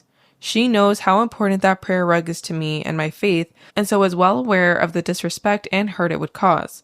So I cut my visit short and went home immediately the next day. I came home to Julie there and told her everything I knew. She immediately started crying and saying that I am overreacting and that I was scaring her with my anger, etc. To be honest, I was shouting, so that could have been scary for her. I told her to get the fuck out and took back my spare key. She grabbed a couple of things and left. We agreed that Dave would bring her the rest of her things. An hour later, she comes back and goes around the back and tries to enter through the back door. I happened to be in the kitchen and shouted at her to go away. I warned her several times that I'd call the police if she tried to push in. She kept at it and finally got in, and true to my word, I called the police. The police arrived and asked her several times to just leave, but she kept arguing with them, and the officer got annoyed and arrested her. She spent the night in jail. And as she didn't have her phone on her, she left it in her car. She couldn't contact Dave. When Dave came home later from work that day, he greeted me like normal, and that was not what I expected. So I had said, "Have you spoken to Julie?" And he goes, "No." So I told him everything, and this man started yelling at me, telling me I was an asshole and took things too far by calling the police. Now I feel like I didn't do anything wrong, but Dave's rant gave me pause. He felt I should have let him deal with it or something. Did I handle this like an asshole? I don't feel like I did, but maybe my anger is blinding me to see things differently. I don't know. Maybe like yes and no. Like no, not really. Like after she forced her way back in, absolutely not. Well, that's what happened. Yeah, but like, question is like, did like you need to kick her out in the first place? Like, like I would think you would. Okay. And I would ask for the spare key back. But like in that moment, would you have called the police if she refused to leave the first time? But that's not what happened. I know. Okay. So then in the context of everything that's happened, then what no, do I you don't think she's an mean? asshole With at the all. information, with the story that we have, is she an asshole or not? No. No, buddy. No. Oh my god. I just mean the part where Dave says that why didn't she just let him deal with it? I feel like, you know, maybe you could have. Maybe. Didn't have to. She was home. Yeah. Dave wasn't. Right. She was supposed to just let this basically a stranger who's been in her room wearing her clothes, wearing her lingerie. Yeah, I mean, I would have told her to get the fuck out. Okay. Too. Yeah. Okay. Glad we're finally got to the same page. But like, if the first time you told her to get out and she didn't get out, would you have called the police then, or would you have waited for No. Dave to get home for Dave to? But that's not what happened. Okay, I'm just saying in that situation that I'm making up in my head. Yeah, that you're completely making up out of thin air. Yes, I would have let Dave take his trash out. Okay. So, But guess what? That's not what happened. the funny thing is even when you go to jail, like they'll give you the telephone, but she just didn't know Dave's number Probably. because it's just saved as contact. Probably. Like, I know your number. Do you know mine? No. I would have to call Kat. You don't love me. Kat would be the only person. Oh, I could call 3 people. I could call 3 people. I could call Kat, my dad, and my mom. That's it. Those are the only phone numbers I can never forget. That's all right. Yeah. I couldn't call you. I'll find out eventually. I think I got your first 6 digits down, but I don't know about the last 4. Okay. You know what's funny too? I think it was literally yesterday I had to go into your contact info to like type them in to get the tubing tickets when I tried. I still don't remember. Interesting. Yeah, that's my bad. Interesting. No, it's okay. But do you even know my birth year? Yeah, I do 1993, bitch. Yeah. Oh, how do you know that? Because literally that same day that I had to look at your telephone number, you asked me what my birth year was. Okay, no, I wanted to clarify. I was having a hard day at work, okay? I was having a stressful day at work. And my friends were asking me, what was Denver born? I don't freaking know. My mind is... I know your birthday off by heart. Okay, well, Won't guess ever what? You forget don't have that. hard work days, do you? This is your work. So shut it. Okay, moving on. Clarification. The officer initially asked her to just leave. They tried talking to her for at least 15 to 30 minutes and explained how they'd rather not arrest her, but she kept shouting and swearing at me and them. Eventually, one of the officers told her that if she didn't leave by the count of 5, he'd arrest her. He then counted to 5, she didn't leave, as was requested, and they arrested her. Oh, yeah. It's not... Okay, first off, it's not even her fault she got arrested. Listen, I called the police to get You literally broke into my house. Yeah, you literally broke in. At this point, you broke in. I called the police to get you out. You refused to get out. I wasn't even going to press charges or anything. I just wanted you to This girl was leave. given a million chances. You refused. All on you. Yeah. All on her. Some extra clarification. When we found her Instagram page, it was like 3 a.m., so obviously I couldn't really drive home that late, and instead got back home around 9 or 10 a.m. By that time, Dave was already at work, and honestly, I kind of had tunnel vision, and he really didn't come into my mind. Also, Dave doesn't have or use Instagram, so I doubt he knew. This all happened in less than 5 days. For those asking, I am black. I am not part of the Muslim faith. Other religions also use prayer rugs. Also, Dave and Julie are white. I would also say I am literally not surprised she refused to leave and had to get arrested. Yeah. Because that is this type of behavior that people do when they also go into a room that they're not supposed to be in, wear people's lingerie and clothes, and then take a public photo shoot and post it on Instagram. That mentality ends up to you being a fucking dumbass and getting arrested by police. Yeah. So it all makes sense. It's all lining up. It's all making sense. She's probably a Virgo. A Virgo. Is that a... That is a sign, but That's what do what I you mean. know about? Nothing. That's the first one that came to my head. What? Wasn't what I am. I just want to offend all the Virgos out there. What the heck? You're so weird today. What sign is most likely for crazy people? I have no idea. I don't really know about astrology. So it could be Virgos. Could be. Okay. Okay. Info.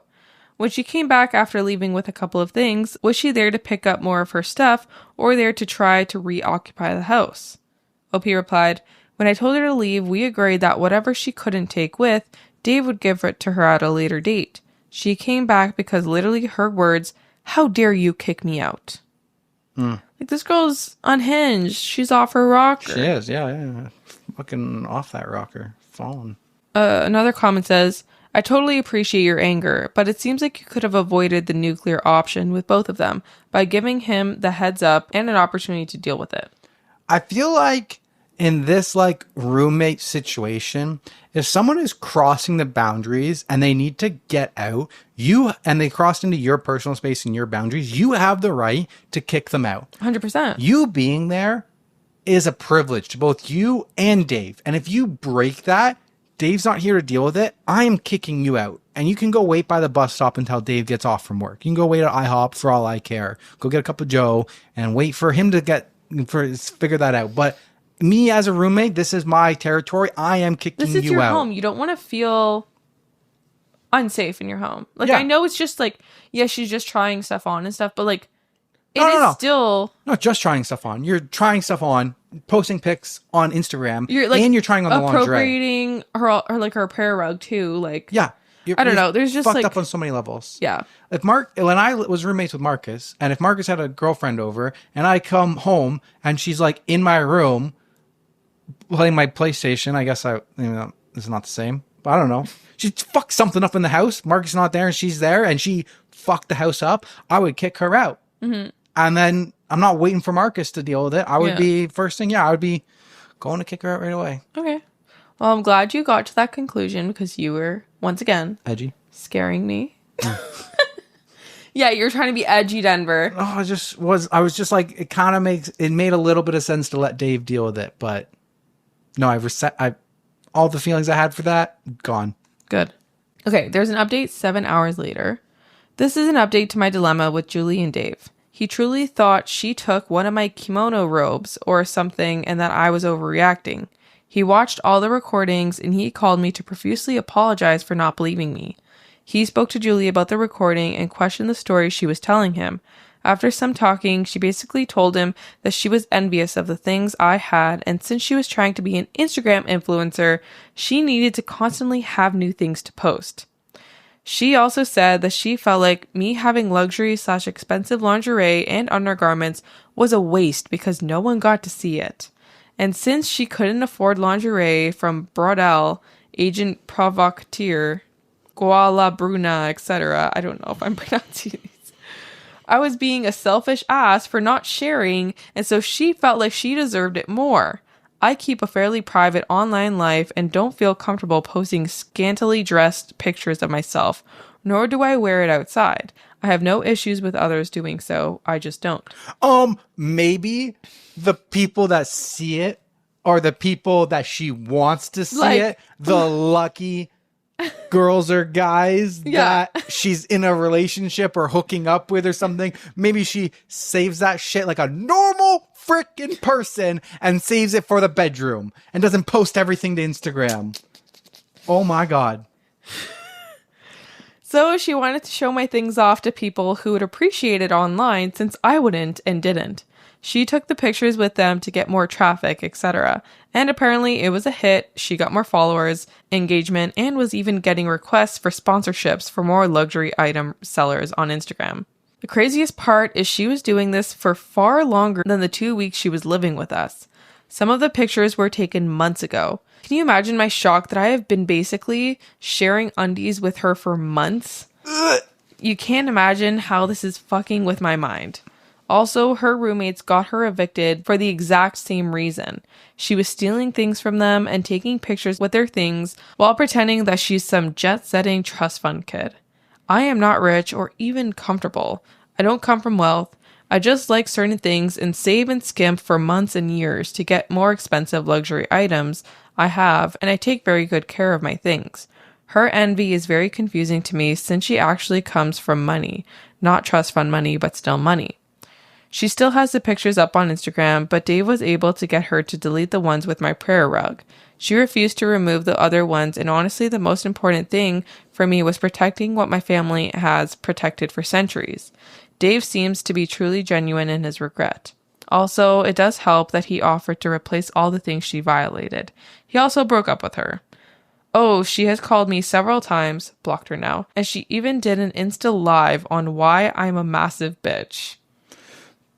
Oh my God, she's a complete psychopath, man. Holy shit. I was going to say, like, she probably did it like every time that she was like kind of over There. and chilling by herself while she was gone. And like, this is fucked. But like, you wouldn't have even known that she had anything unless you went snooping. Mm-hmm. It's like, you ever have one of those friends you just caught them like snooping around your house when you invited them over? No. I know it was you, Timothy. I know what you took in grade 7. I'll never forget. I'd sense some Caught hostility. Timothy snooping. Or was it Tommy? One of them. All right. Oh, I've had enough of Psycho Julie. No wonder you got kicked out of your friend's house and you just kept doing the exact same thing. She's probably going to do the exact same thing. Have fun being in jail and trying to steal other people's things. Have fun with that. See how that goes for you. Fucking Julie. I watched a funny statistic. You know how we call the old middle white woman Karens? Yeah. Because you know why we call them Karens? No. I think it was because statistically, like their age, like Karen was like the most popular name for that like generation. Mm-hmm. Do you know what the next Karen name is going to be? Jessica. Jessica. The next set of Karens is going to be Jessicas. Probably. Because that's the next most popular name in the next generation. Like millennials. Well, I don't know. I don't know which one it is. Maybe. What is in between baby boomers and millennials? I have no idea. Actually, Like I'm not a fucking Jessica yet. I'm not that old. So I'm a millennial. So what came before the millennials? I don't know. Yeah, I don't know either. But I'm not a freaking Jessica. Okay, sorry if I offended you. Yeah, don't do that. Denver's mad because he's a millennial and I'm a Gen Z. You're on the tip. No, I'm not. I'm on the tip. Gen Z is, I think, 1996. Am I wrong? Then I'm almost a Gen Z. No, you're not. You don't even know what year I'm born. Mid to late 1990s. You're not mid to late. You're early. I'm at the very end of millennials. Millennials, 98 to 94. I was 93. I'm right at the end of the bottom of the millennials. 98 to 94? Sorry, 81 to 94. 81 to 94. Okay. I'm right at the tip. I'm almost a Gen Z. A little Gen Zer. But you're not. Whatever. Back to me. We're moving on. We're moving on. Am I the asshole for telling my father and his girlfriend that the gift she got me was creepy and invasive? I'm expecting my first child due in February. This is the first grandchild born on both sides, so everyone is very excited about it. My father's girlfriend, Lena, and I have an okay relationship, but we're very different people. I don't like most of the things that she likes and vice versa. There's no bad blood between us, but she can be a bit pushy sometimes, so we're not exactly close. One of the biggest differences between me and Lena is our stance on influencer culture. She loves it. I don't. Since I got pregnant, she's been sending me posts on Instagram of random influencers talking about their experience with childbirth, motherhood, etc. A few months ago, one of her favorite influencers gave birth and filmed the whole thing. She posted a cutesy, poorly edited video of a baby being born and her entire family watching from outside the delivery room, with country music playing in the background. Lena sent me that video, and I remember telling her I would never do something like that. My husband and I celebrated Christmas at my cousin's place with the rest of the family. When it was time for us to exchange and open our gifts, Lena gave me an envelope. Inside was a videographer's business card. She told me she was hiring him to film my birth. Okay. I seriously cannot imagine being filmed while going through a medical procedure, and I don't want anyone besides my husband at the hospital with me. I've been clear about that since I announced my pregnancy. I didn't want to embarrass Lena, so I thanked her when she gave me the card. Yesterday, my husband and I had lunch with her and my father. I told her that while I appreciate the gesture, I didn't feel comfortable with a videographer. I said she didn't have to get me anything else for Christmas, but I'd appreciate it if she didn't hire him. Both she and my father got offended. We ended up having an argument. At one point, Lena started crying and said she couldn't understand why I would pass up the opportunity of creating such a, quote, beautiful memento of my child's birth. I replied that I found the idea of having someone film me during such a vulnerable moment to be creepy and invasive, and that this wasn't the first time I expressed I was uncomfortable with it. My father said that it was rude of me to say that and refuse the gift, and he's very disappointed in me. My husband agrees with me, as does pretty much my whole family. I don't really think I did anything wrong, but my father's reaction is freaking me out. Am I the asshole? No. Literally, what are you supposed to do? She's going to hire this person that's going to show up during your labor. Like, literally, what are you supposed to do? Just say thank you and, like, have her pay for a videographer to come in for the day and be like, okay, I'm here to film your labor. Oh, I just get security to escort her out of the hospital. No, but, what is her father expecting her to do? To just, like, suck it up and accept the gift? Oh, that sounds great. Thanks, Dad. Like, obviously... Thanks, Papa. Obviously, this is not, like, if you're not comfortable with it, which, understandably so, most people wouldn't be. This is, like, you can't just, like, keep your mouth shut and accept it. Like, normally, like, yes, you wouldn't say someone... like, oh, I appreciate the gift, but no thank you. Like, usually that would be rude. Like, but this is something that you literally can't avoid if you're uncomfortable with it. Wait, what do you mean? Because she can't just be like, okay, yes, I accept it, and then not accept it. She's paying for this videographer. You have to say up front, no. You have to say no. I'm not taking your gift. Yes. Yeah. This isn't something you could just hide. Yeah, that's true. And be like, oh. Can't just say yes and then keep it in your basement. Yes, exactly. Can't just tuck the gift away and only bring it out when they come visit. Yes. Gilmore Girl style. Exactly. Yeah, I see what you mean.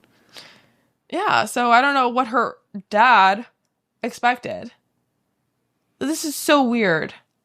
Like, okay, aside from it being weird, it's just like, she obviously doesn't know her that well. Like, How was her reaction when she showed her this video? I love when people get other people things for Christmas that they want. Yeah. Like, okay, if you want this, go have another kid. No, exactly.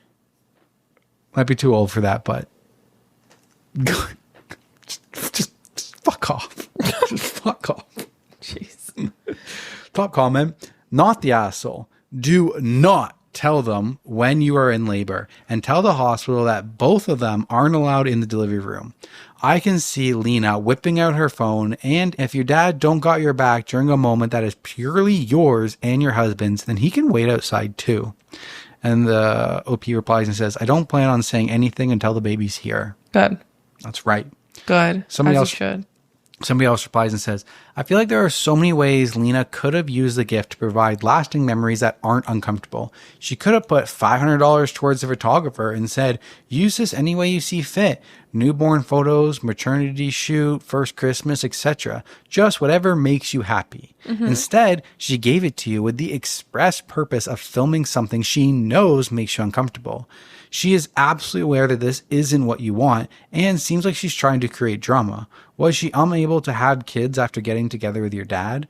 Not the asshole. Well, that is all a very reasonable thing to say over here. But Lena is not a reasonable person. Yeah. Also, an effing psychopath.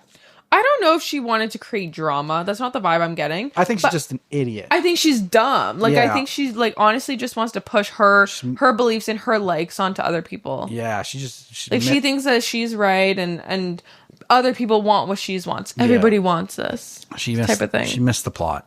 Yeah. All right. Me? Back to you. Am I the asshole for snapping at my mom for telling people I'm gay? My 20 male sister, 14, was reading a book yesterday when she asked me, "What does a Greek god look like?" I asked her, why is she asking me that? And she showed me a passage saying a guy has features of a Greek god.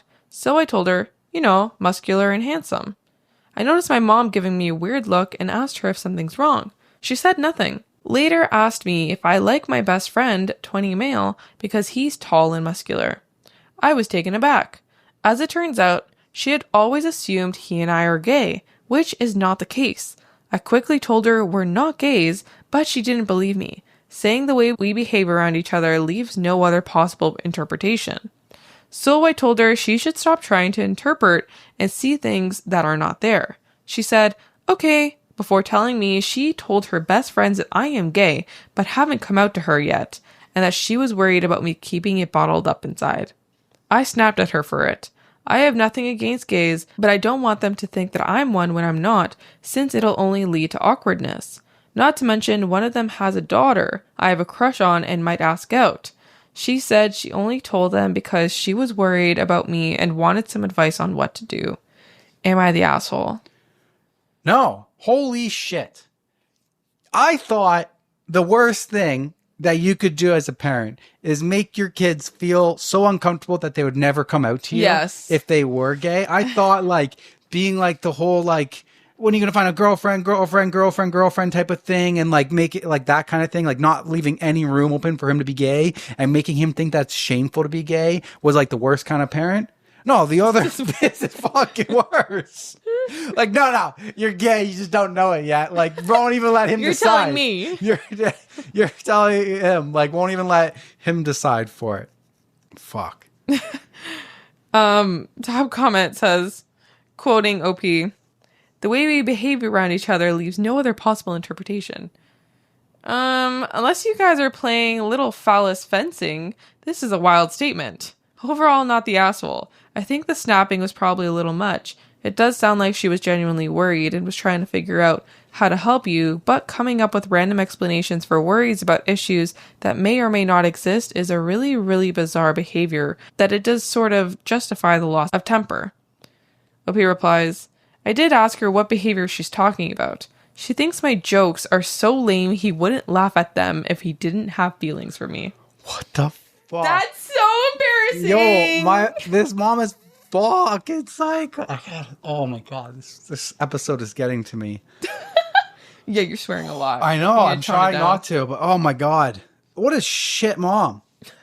You know, when I was in grade 8, I made friends with a guy, and everybody seemed to know that he was gay, and I didn't know.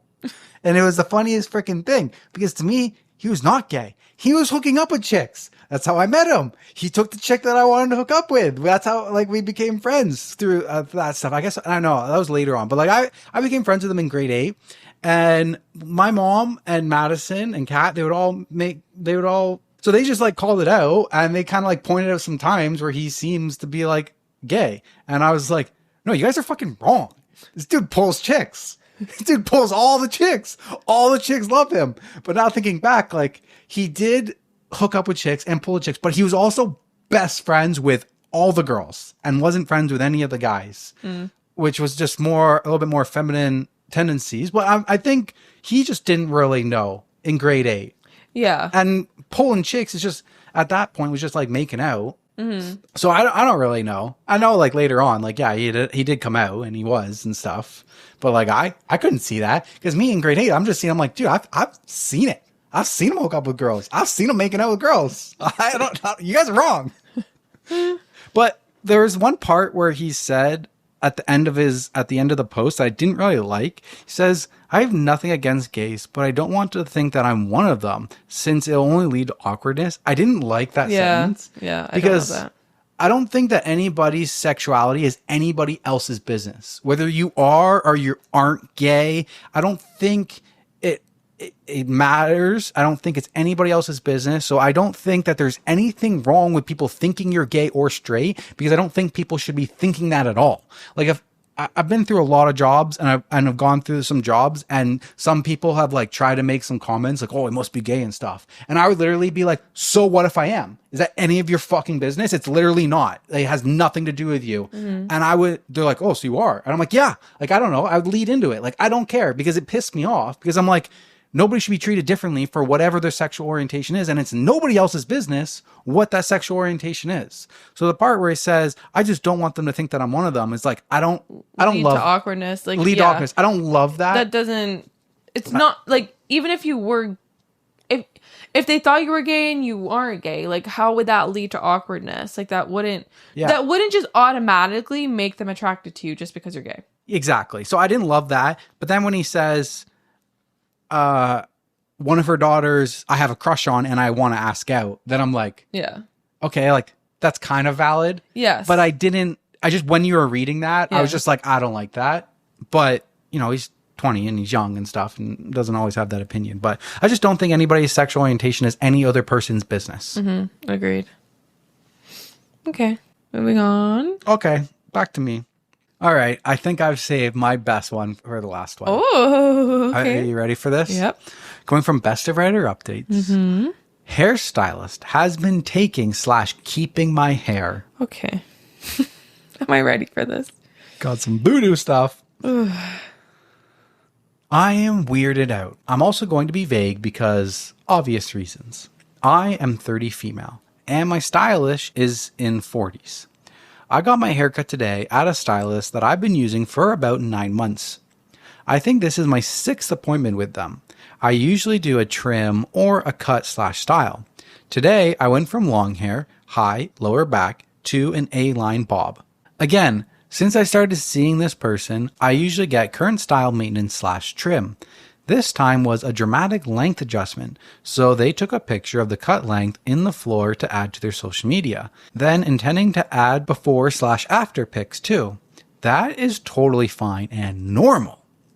They go, grab a broom, sweep up the hair, and place the dustpan on the counter for a bit. Again, normal. They grab the broom and pan and head to the back of the shop. They're gone a few minutes, no biggie, then they go out for a smoke. Now here's where it gets weird. The bathroom is in the back of the shop. I need to go and step into the back. I don't really notice anything on the way into the bathroom. I go and I start to head back out. But I notice my name on a small clear tote on the table. It has no lid and it has my hair in it. Oh my God. At first, I didn't really think much of it, but I looked closer and I see it's not just today's discarded hair, but looks like the last few of my trim sessions, mixed in with, it looked like potpourri and a little sand or something, and printed pictures of the cut hair with dates. The printer is sitting right next to it with today's discarded hair pick in the tray. There didn't seem to be any other containers like this when I looked around. It was fucking weird, so I took a pic of it on my phone. I honestly didn't know what to think or do and went back out into the salon. They came back in, and I mentioned that I went to the restroom and they seemed to freak out a little, but didn't mention it. I didn't really know what to say, so I just let them finish styling my hair, paid, and left. As a socially anxious introvert, this was my nightmare. I got home, and the more I looked at this picture, the more ick I got. I ended up texting them an hour ago, sending the picture and requesting they remove the weird box of me and asking for an explanation. In the text, I said, quote, "Hey, so I saw this and I didn't know what to make of it. Can you help me understand what this is and why you have it? I'm not comfortable with you having this and request you to please discard the contents. Also, even though I loved my cut, I believe it's best if I find a different stylist." They have not responded. LOL, what the fuck? What the actual fuck? Pardon me? Pardon? Your finest pardon. Yeah, I wouldn't know what else to think rather than they're obsessed with you. This is like a shrine for you type of thing. Like potpourri, sand, like I don't know. They're like idolizing you in some way. Like this is like What's potpourri? the stuff that you put in the washroom to hide your poop smell. What? You never heard of potpourri? No. They used to use it like, I guess like years ago. Okay. Like flowers, like dried up flowers. Okay. Weird. Yeah, I don't know. I think they're just obsessed with you. What do you think? I mean, you know. Crazy person. This is the episode of Psychopaths. She handled it really well with her text response. But like, I would also be afraid. I think I would have left at that last sentence. I wouldn't have said that I'm going to find a different stylist. I just wouldn't have said that. And just like never show up. Just never book another appointment. Why do you have to say I'm never coming again? Yeah. That will make people do crazy shit. Yeah, that's true. If they just don't hear from you, they might forget about you. But when you explicitly say, "Yo, I'm never," I don't think she's gonna be forgotten. They have a box with her. I know, but when you hair. say that I don't want you as my stylist anymore, that's when they start doing revengeful stuff. They start going. No, I know it makes them mad. They start. They start tweaking. They start tweaking. If you're on YouTube, you got the full effect of that. Oh man. Okay. So this happened November 24th, 2024. So it just happened November. There's an update coming a week later on December 1st. Okay, I'm scared. It has been about a week. With the holidays, I've been all over the place, but I ended up going to law enforcement to make a report last Monday. Good. I'll likely end up going back if this person keeps contacting me like they have been. I'll give you a little timeline. Last Saturday was the haircut, and I discovered the weird tub of my hair. I texted the stylist about the weird tub and said I'd be finding a new stylist. The hairstylist never responded. This is where I left off on the post. A lot has happened since then. Sunday, I woke up to a bunch of texts from the stylist. It woke me up because even though I had DND on my phone, do not disturb, I have a setting that overrides that if there are repeated contact attempts of over 3, in case of emergencies. Here's what I got, copied and pasted. Oh. Text messages, 3:49 a.m. What? I don't recommend going to a different stylist because of this. It's not a big deal. Small towns and people talk, and you may not find a new one that will take you after this, so I'd reconsider. I don't like threats. What? 3:51 a.m. So I have your biological material and it's mine property now. I can do what I want with it. I keep it because I can, and it means a lot to me. 3:54 a.m. Why you send the pic? I know what it looked like. It's mine. Oh my God. 4 a.m.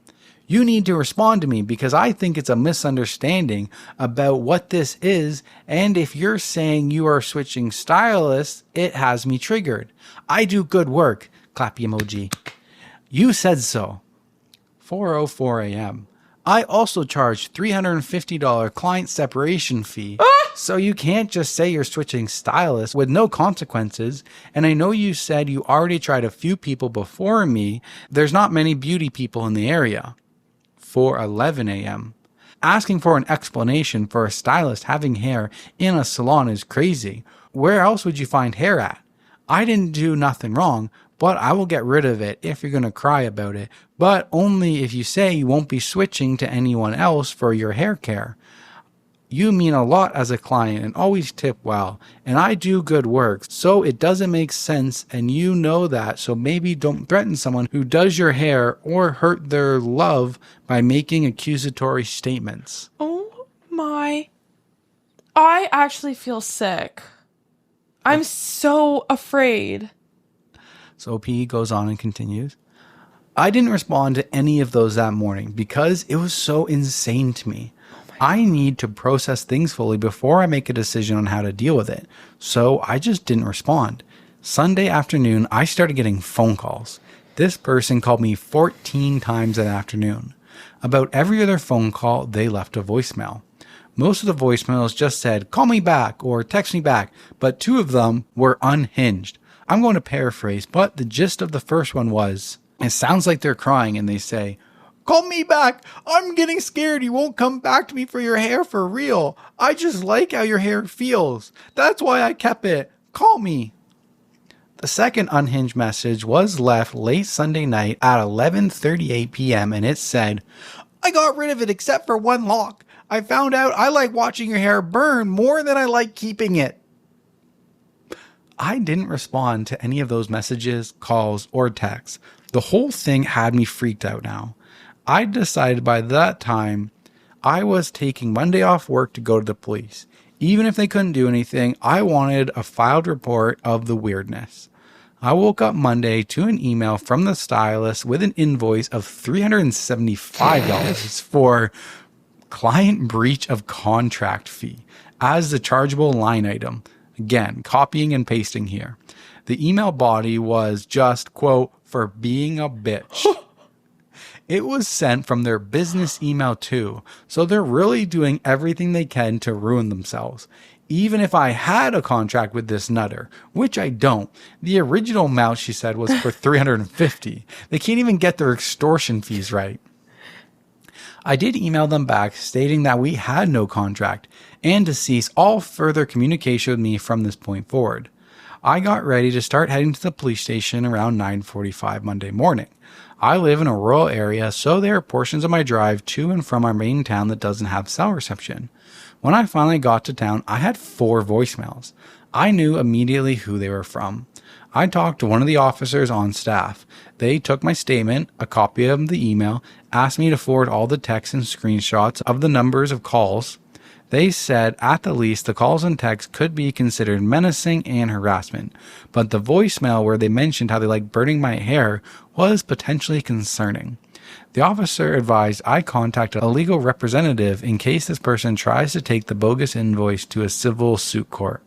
And they said I'm welcome to change my number, but having the piling evidence if they continue to contact me after I explicitly told them not to in the email would only help me. I reached out to a lawyer Tuesday and left a detailed message regarding the situation. They are apparently out of the office until Wednesday for the holiday, so we'll see if they have any advice. I've since received many texts and calls from the stylist. They sent a happy Thanksgiving text on Tuesday morning as well. Just casual. Regardless, they are giving me a lot of evidentiary material to work with, but I'm so unsettled. I can't wait to hear from the lawyer this week. I don't have words. I actually changed my my theory. Theory? Okay. She's selling it on the black market. That's a weird one. I feel like, I don't know, this is giving like,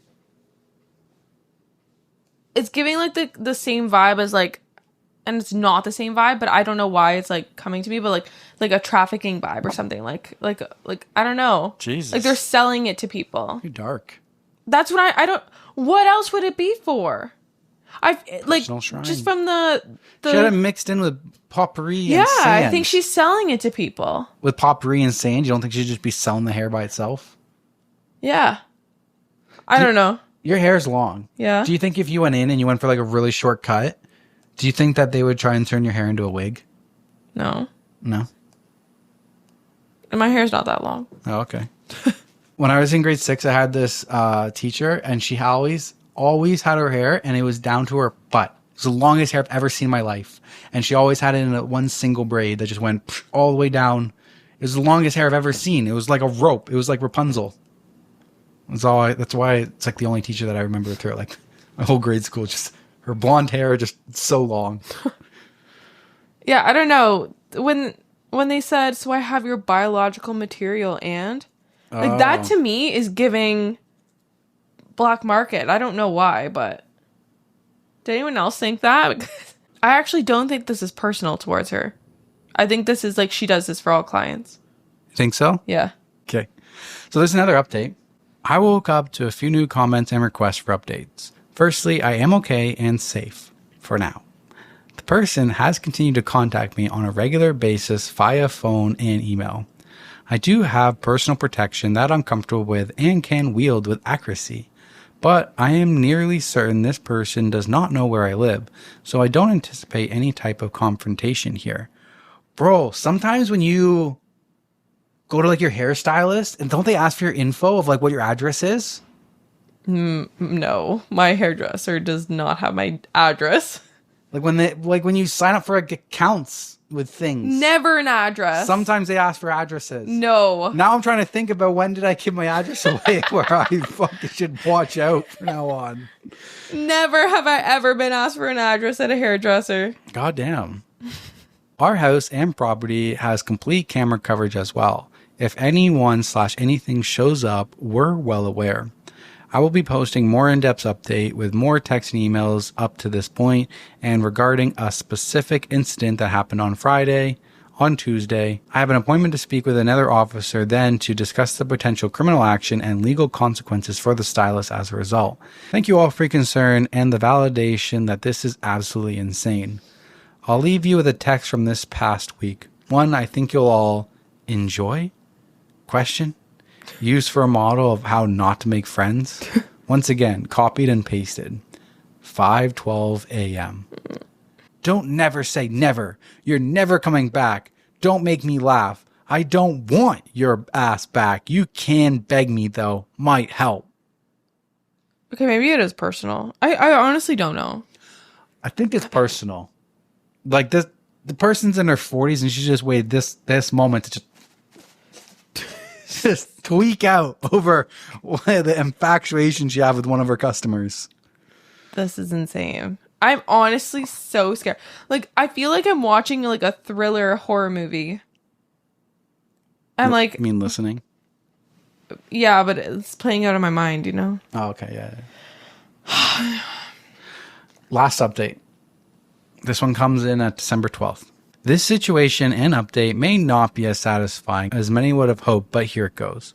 I met with law enforcement again this past Tuesday.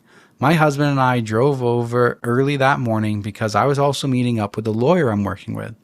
Aside from the near constant texts, calls, and emails, I wanted to pursue legal action for a specific issue. Allegedly, the stylist had tried to have my credit card canceled. Huh? Apparently, they used the last 4 digits of my card, called the customer service line for the card, and tried to cancel it.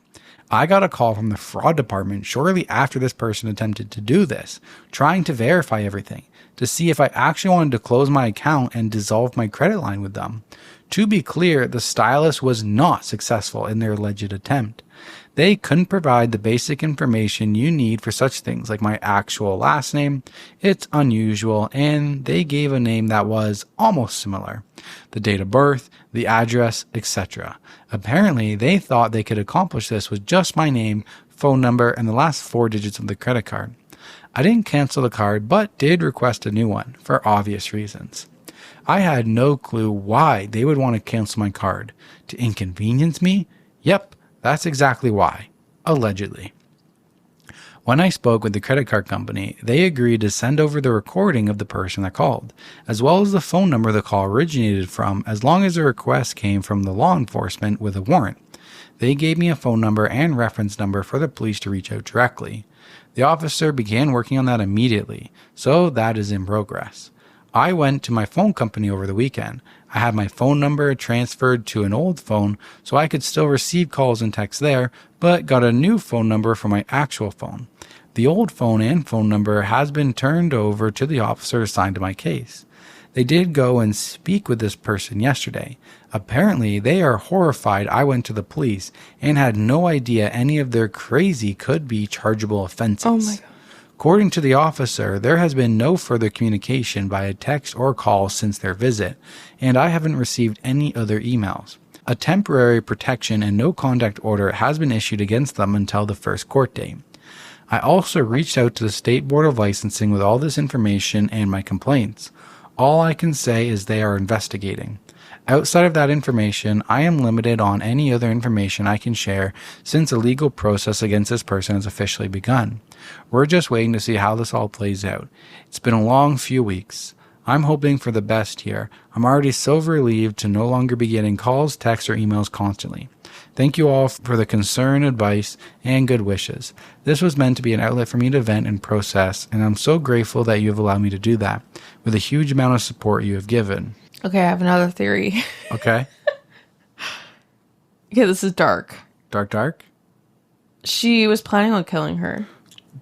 Jesus. Eventually. Like, she was, like, taking her... What was the word that she used? She was taking her biology. What DNA? Was it? No, it wasn't DNA. Biological material. Yeah. As, like, a memento. Maybe. I don't know. But also, at the same time, it seems like she's not that bright. At least, like, once police reached out and gave her a restraining order, she stopped contacting. Yeah. So she's not all lost. A little bit still there. She's not all out to lunch. Like, she's not all gone. Like, crazy psycho person doesn't stop no matter what. Yeah, I guess. Slightly psycho person, once they realize the cops are involved, they're like, oh, I'm smart enough to know that I should stop. Yeah, hopefully.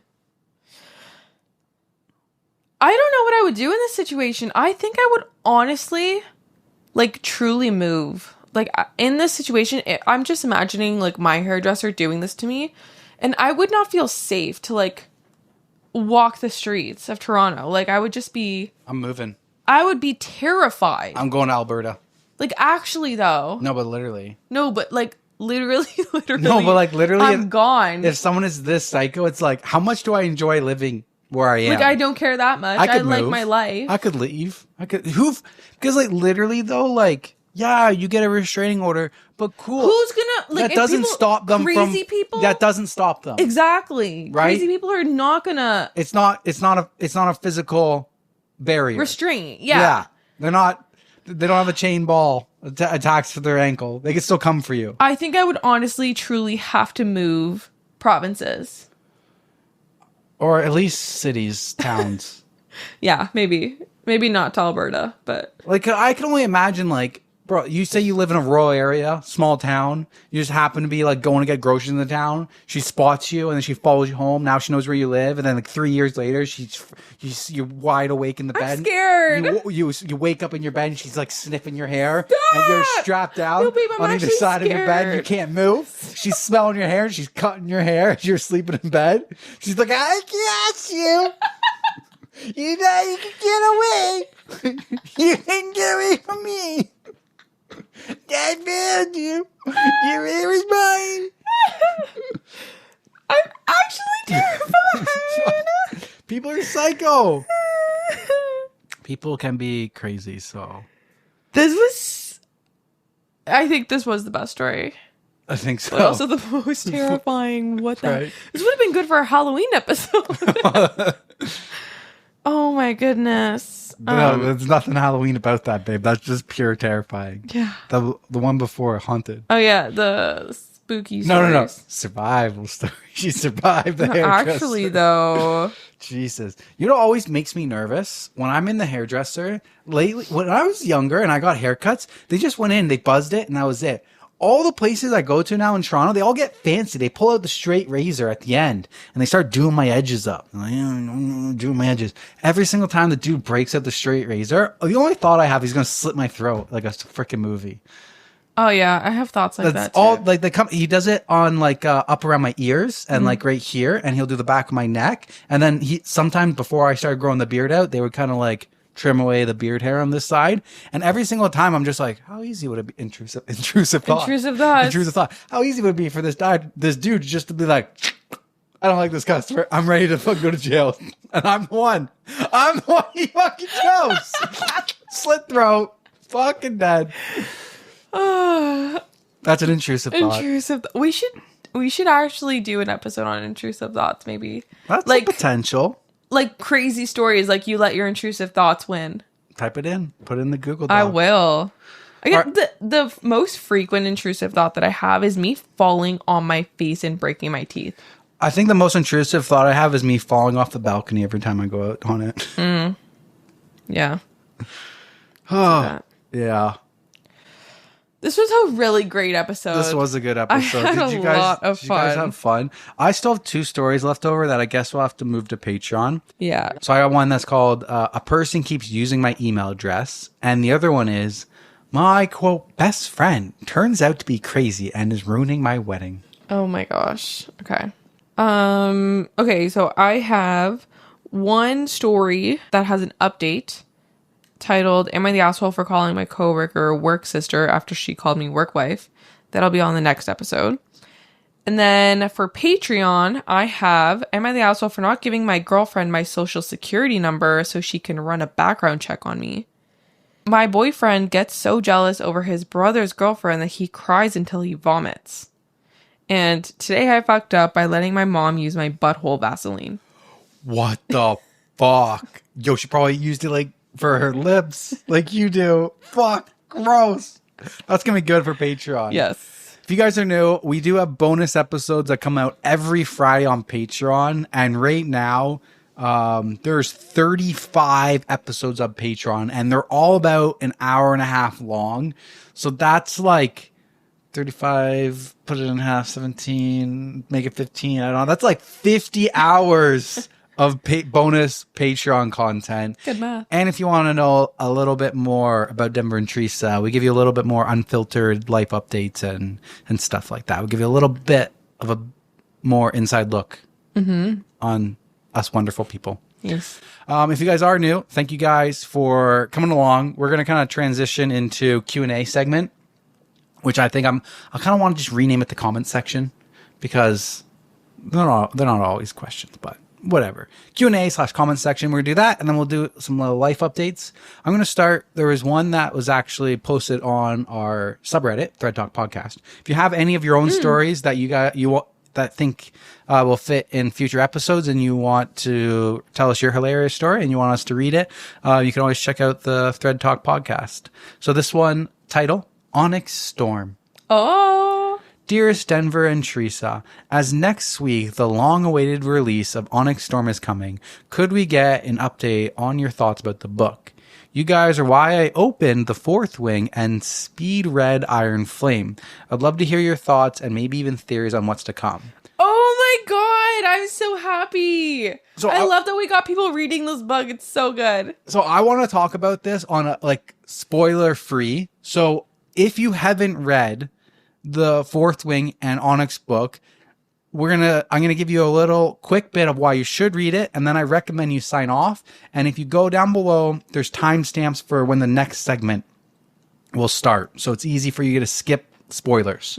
So without spoilers, I think you should read it. It's a mix for me of AITAH sexiness scenes, which is what Teresa loved about it. But for me, it was there's dragons and there's magic that was in Aragon. So that got me willing to listen to it, and because Teresa wanted me to. And then I liked it so much because it was kind of relentless. It was brutal. It was people are dying left and right. They're watching all these people die. This girl who's fragile has to go to a war camp, basically, bond with the dragon. And before you even get there, you have to pass all these obstacles where when you fail, failing is death. You have to walk across a tightrope type of situation. You fall off, you fall into the valley below. You got to go through situations, you got to spar, and you die. When you fail, there is no failing. There is dying. So, sorry, I was going to say it's also similar to Divergent, where you have to pick a specific quadrant. And her quadrant is the Dragon Rider quadrant. So they have choice. They have options to pick what they want to do. But she was, her whole life, she thought she was going to go be a scribe, which is a librarian or a book person, history person, whatever. Librarian. Yeah. And then she gets pushed into, now she has to go ride a dragon. And she's born fragile. Yeah. She's weaker bones than everybody else. So it's really this underdog story of her becoming an epic dragon rider that has better powers than everybody else. And that was awesomeness. All right. Now we're gonna get into what we're excited for in the new book and what our theories are. So if you have read it, we'll get into that right now. What do you got? So what do you got? You go first. Don't ask me. I just thought I can go, but I just talked for a bit. You know me. I don't remember a thing. I just remembered that I really love the books. Yeah. I don't remember a thing. I'm gonna be honest with you. Like, I read stuff and then as soon as I'm done, it leaves my memory. And I don't, like, I do it with TV shows, movies. Like, I don't know what it is, but I have like really bad memory with that stuff. You're gonna have to refresh. I'm really good with the memories. Yeah. So today we're filming on the 17th. This book comes out on Tuesday. So the time this airs, it will already be out. And I pre-ordered it for you, and I'm going to get it on audiobook. But the time that, like, if you're listening to this, you probably have already started the book, and I'm so excited to get there. Yeah. But I loved in the middle of the second book, she starts talking about how she realized why everyone dies during the training, why that there is no like safe training option, why when they go through all these training courses, you fall to your death, why when you're sparring and you spar until the person's dead. And it's because they are training warriors that when they're in the middle of a war, when you are in the middle of a battle and your best friend dies 2 feet beside you, you have to handle it. You know how to keep moving forward. And that was such like a subtle scene for me that really like just it made everything made sense. And the way the writing was done was so good. It was so underrated. She didn't put an emphasis on that scene. It was like during like a mental breakdown when they were talking, and she like I remember that. Yeah. She like realized it. She's like, this is why they're dying beside us, because she was the only one. Yeah. At the end of the first book, she went into that war scenario where she had to watch Liam die and was heartbroken by it. I sobbed too. Like, she was heartbroken by it. And then Liam's sister. And then that's why she like freaked out on her friend of being like, that is why they tell us not to have friends. That is why when you fail, you die. They are teaching us to move forward. They're not teaching us how to be good fighters, how to handle a sword, how to kill people. They are mainly teaching you how to just keep moving forward in wartime scenarios. And I feel like that is like a huge thing, because like even in like real life, like it's kind of sadistic. Because like in our military, we're not going through military training and you're not watching your friends die out behind you. That's something that you wouldn't, even in our modern time military, that is something that you wouldn't experience until you go to war. And then who knows how it affects actual people when they're at war. So the fact that she like expressed that and had that in her book, I was like, man, because the whole thing is like she's a war college. So I just thought that was so cool. And then the second book with like there's so many twists. The second book was so good. Where like Xavier could like read minds, was an interpret or something. I don't remember the name. I forgot the terminology for it, but that was like an amazing reveal. And then the part with like the stone and the wards and everything was so good. Her mom dying at the end, Xavier turning to the bad side, the fact that her dragon was one of a kind.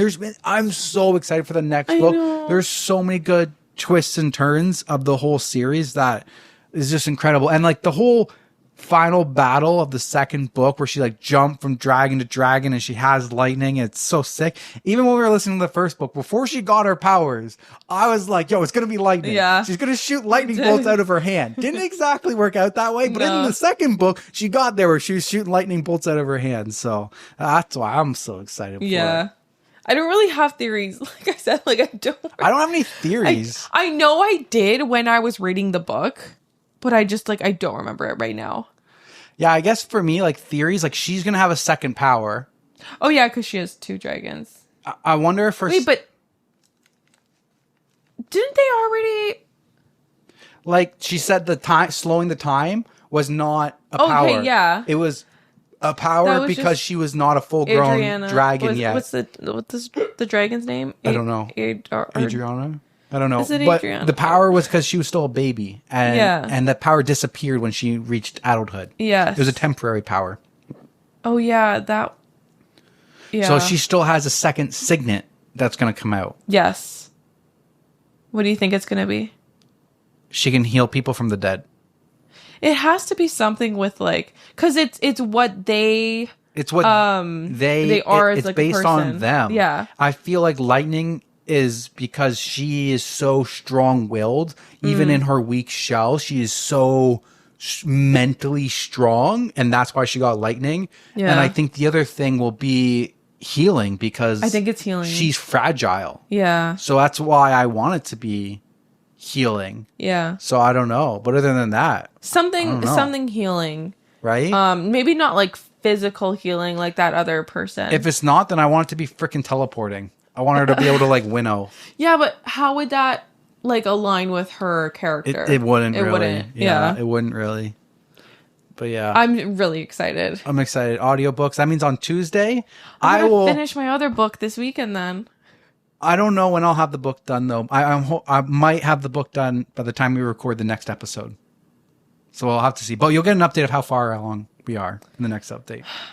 I didn't like the last... Okay, because the first book, I finished it before you, and then I got you onto it, so it was a lot of fun for me. And then the second book, you passed me, and I didn't like that. I was like, oh, what part are you at? And I was like, oh, yeah, next part coming up. So good. So good. I want to beat you this time. Who's going to reveal it? And then I was like, when you get to the last chapter, because in the audio, the last chapter's through Xavier's. Oh, is that his name? No. Is it? Xander? Xavier? It starts with an X.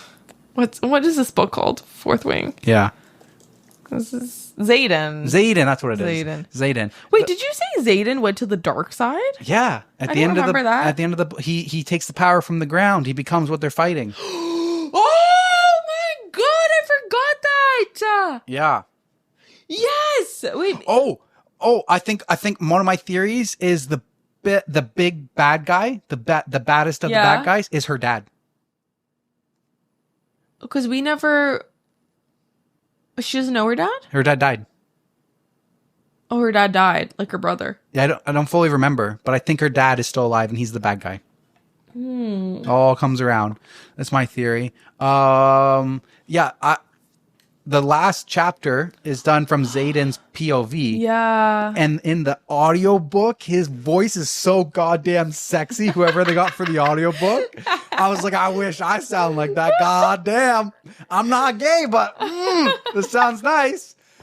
And I'm dead. I remember you told me, you said don't read the last one. I was like, don't read the last chapter. You got to listen to it. You got to hear from his grunty, dark voice.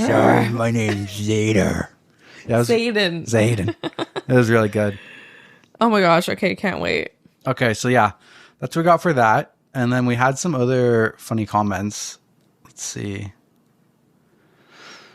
Do we have any Q&As or just comments? Yeah, Q&A for you. Q&A for you. So question from YouTube. Thank you guys so much for posting on a regular basis and letting us in your lives.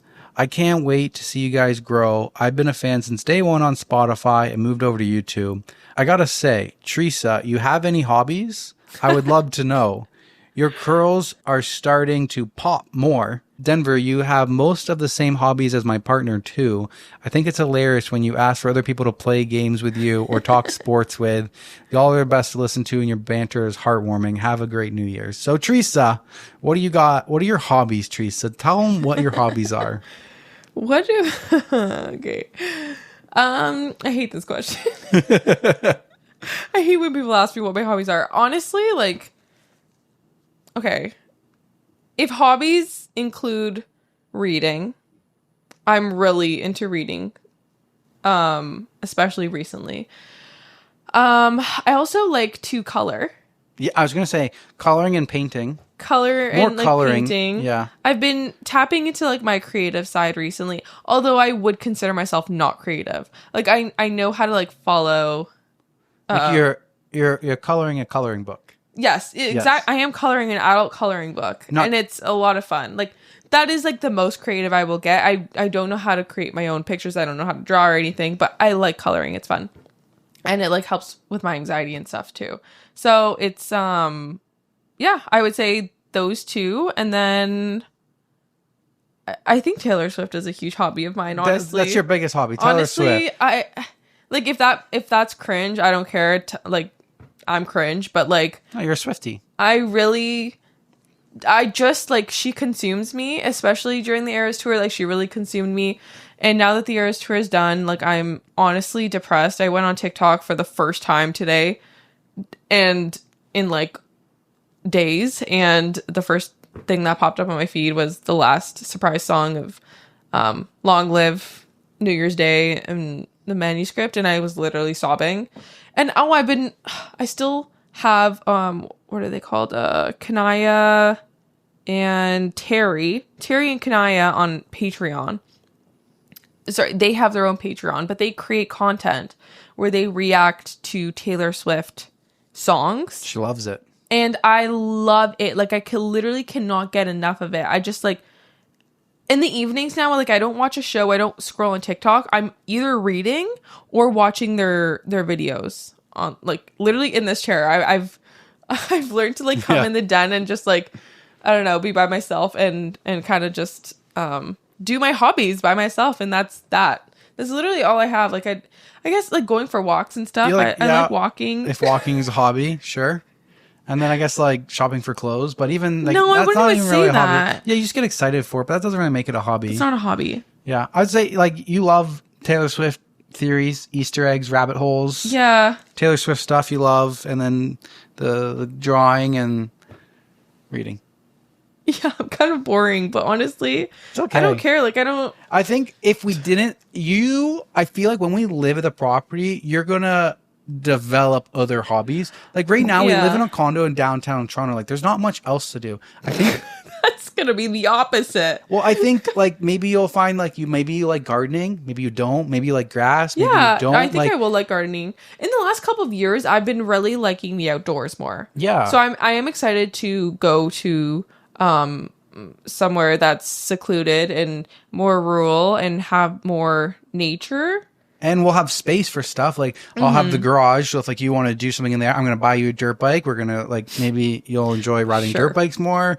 Maybe you won't. Sure. We can get you a piano. There'll be like spare rooms for you. I do want to learn when I have spare time. I would love to learn how to play an instrument and, piano or guitar or both. That's on my like bucket list. Yeah. Maybe once we have more space, you'll be able to explore other hobbies and come up with something. And yeah. I feel like, I don't know, every time I'm asked that question, I feel like I have to like sound cool, but I don't. Like, is it because I have so many hobbies? Yeah, I don't know. It's whatever.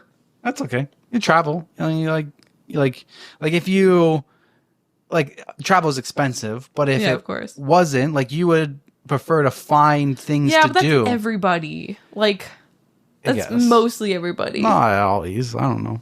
Yeah. I don't know. That's my hobbies. Yeah. Next question. Okay. What is Boxing Day?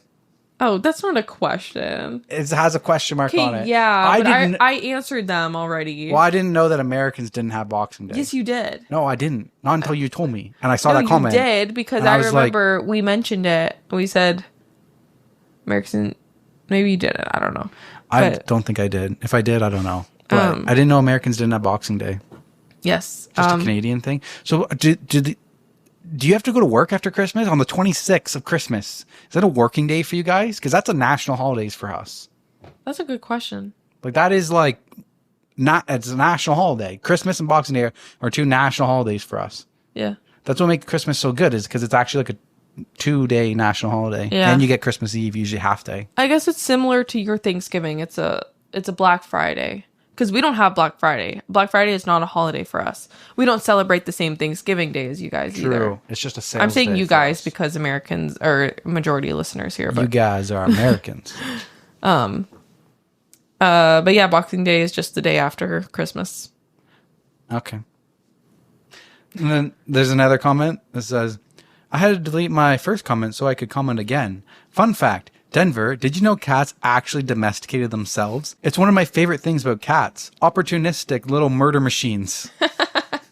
That is my favorite comment ever. I was looking at Jack. I was looking at Jack and I was like, if you were the first cat, you would have domesticated yourself.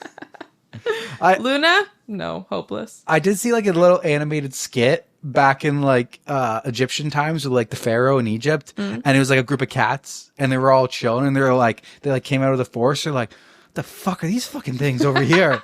And then like one cat comes along and they're all like, Tom, no, stay away from them. Don't go close. And like Tom goes up to one of them and he starts petting him. He's like, oh, that's kind of nice. Oh, don't stop petting me. Oh yeah, scratch my behind my ear. Oh, that's so nice. Oh my God. And the other cats are watching from the forest and like, Tom, what are you doing? Get away from him, Tom. And Tom's like, guys, no, come over. This is nice. That's so funny. Yeah. All right. Do you have any life updates? Let's wrap this up. I don't have much. We did dance lessons. Oh, yeah. We did do dance lessons. How was that? Did you have fun? I had fun. You got 2 left feet? 2 left feet. Yeah, we were not that good. So right now, Denver and I are just taking general dancing classes, group classes. And they basically just said, 1, 2, 1, 2, be a snake. Move with your hips, not your arms. And Teresa and I are just kind of getting in. We're like, I'm a snake. I'm a snake. I'm a snake. I'm a snake. I'm a snake. I'm a snake. It was honestly really fun, but harder than I expected. And then, we went to do that together on Wednesday. And then I went with my dad on Thursday. We did father-daughter dance. This was private lessons. And it was also pretty hard. He may have struggled a little bit, but he kind of got better at the end. So that's why we're doing the classes. So we don't look like fools. Buffoons. So we don't look like buffoons. In front of 20 people at our wedding. 25 people. Very important. Other than that, we're going snow tubing tomorrow. Should be fun. And we're seeing Andrew on Sunday. Whoa. I feel like I haven't talked about him in the last couple episodes. I got him a little onesie shirt thing. Onesie shirt. It says, is it too early to ask for a motocross bike? Haha. It's great. I love it. It's great. So then other than that, I've just been working on building the house. We decided we want to have, we want to create a little green room out of all glass off the side of the building that will just be like, you can sit in there and the snow will fall on top of us. So I'm working on that. Yes. And, if you post on our subreddit at the beginning of your story, if you want it to be either me reading it or Teresa reading it, you should just say that at the beginning or I'll probably read it. Yeah, because when you post on our subreddit, Denver and I kind of just split it up. I've been reading most of them lately. Yeah. But that's a good point. If you're like, I want Teresa to read this one, narrate this one for me, you just drop that in there. Yeah. No biggie. Because we don't read each other's stories beforehand. Nope. It's blind reactions, so. I feel like that's why our podcast is the best. The best podcast. So cocky. Yes. Well, I don't really have anything else. This is a long episode. This is a long episode. Oh, do you think it's too much in the house build if we have like the regular oven and then we also get like one of those like dual wall ovens so that there's like 3 ovens that we could like host, and we're like hosting Christmas. We could be like heating up 3 things at once. Do you think that's too much to do just to like host? If it's feasible, why not? Right. And I also want like a glass closet that's just like a wine closet. I think it would just be... We don't drink wine. We don't drink wine at all, but I feel like it just looks bougie. This just says, I'm bougie. Look at my wine. It'll be great because we'll stock it up once and it's just like a display case. It'll never go empty. It'll just stay. It'll just stay there. It'll be great. Yeah. Fair. It'll be great. So yeah, I'm still going through and I'm trying to like price everything out, figure out the cost, figure out all of that stuff. But we'll have more updates. We did actually have a house update. We said that the lawyer for the property transitioning should be happening mid-February. Mm-hmm. So that's the latest update on that. That's the update. Yeah. All right. We don't have much else, but we'll catch you guys on the next episode. Thanks for joining. We love you. Bye. Bye. What's up? What's up? What's up? What's up? What's up? You know that one? Yeah. Was happily munching on alfalfa. Alfalfa? Alfalfa. He's coming down. Alfalfa.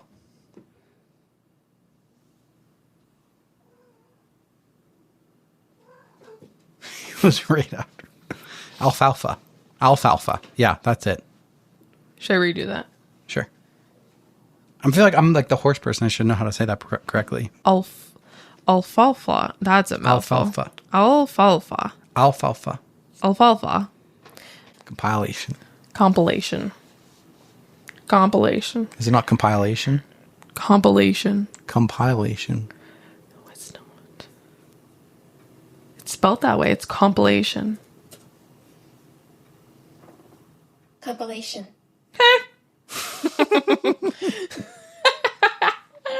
Okay, you're right. Haha. Okay. So there I was, sitting at the dinner table.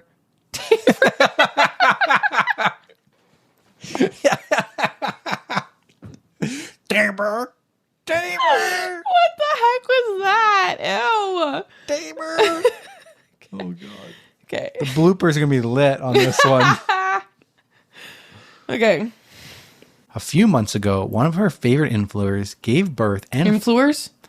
A few months ago, one of her influenzas... Okay, you did that on purpose. Yeah.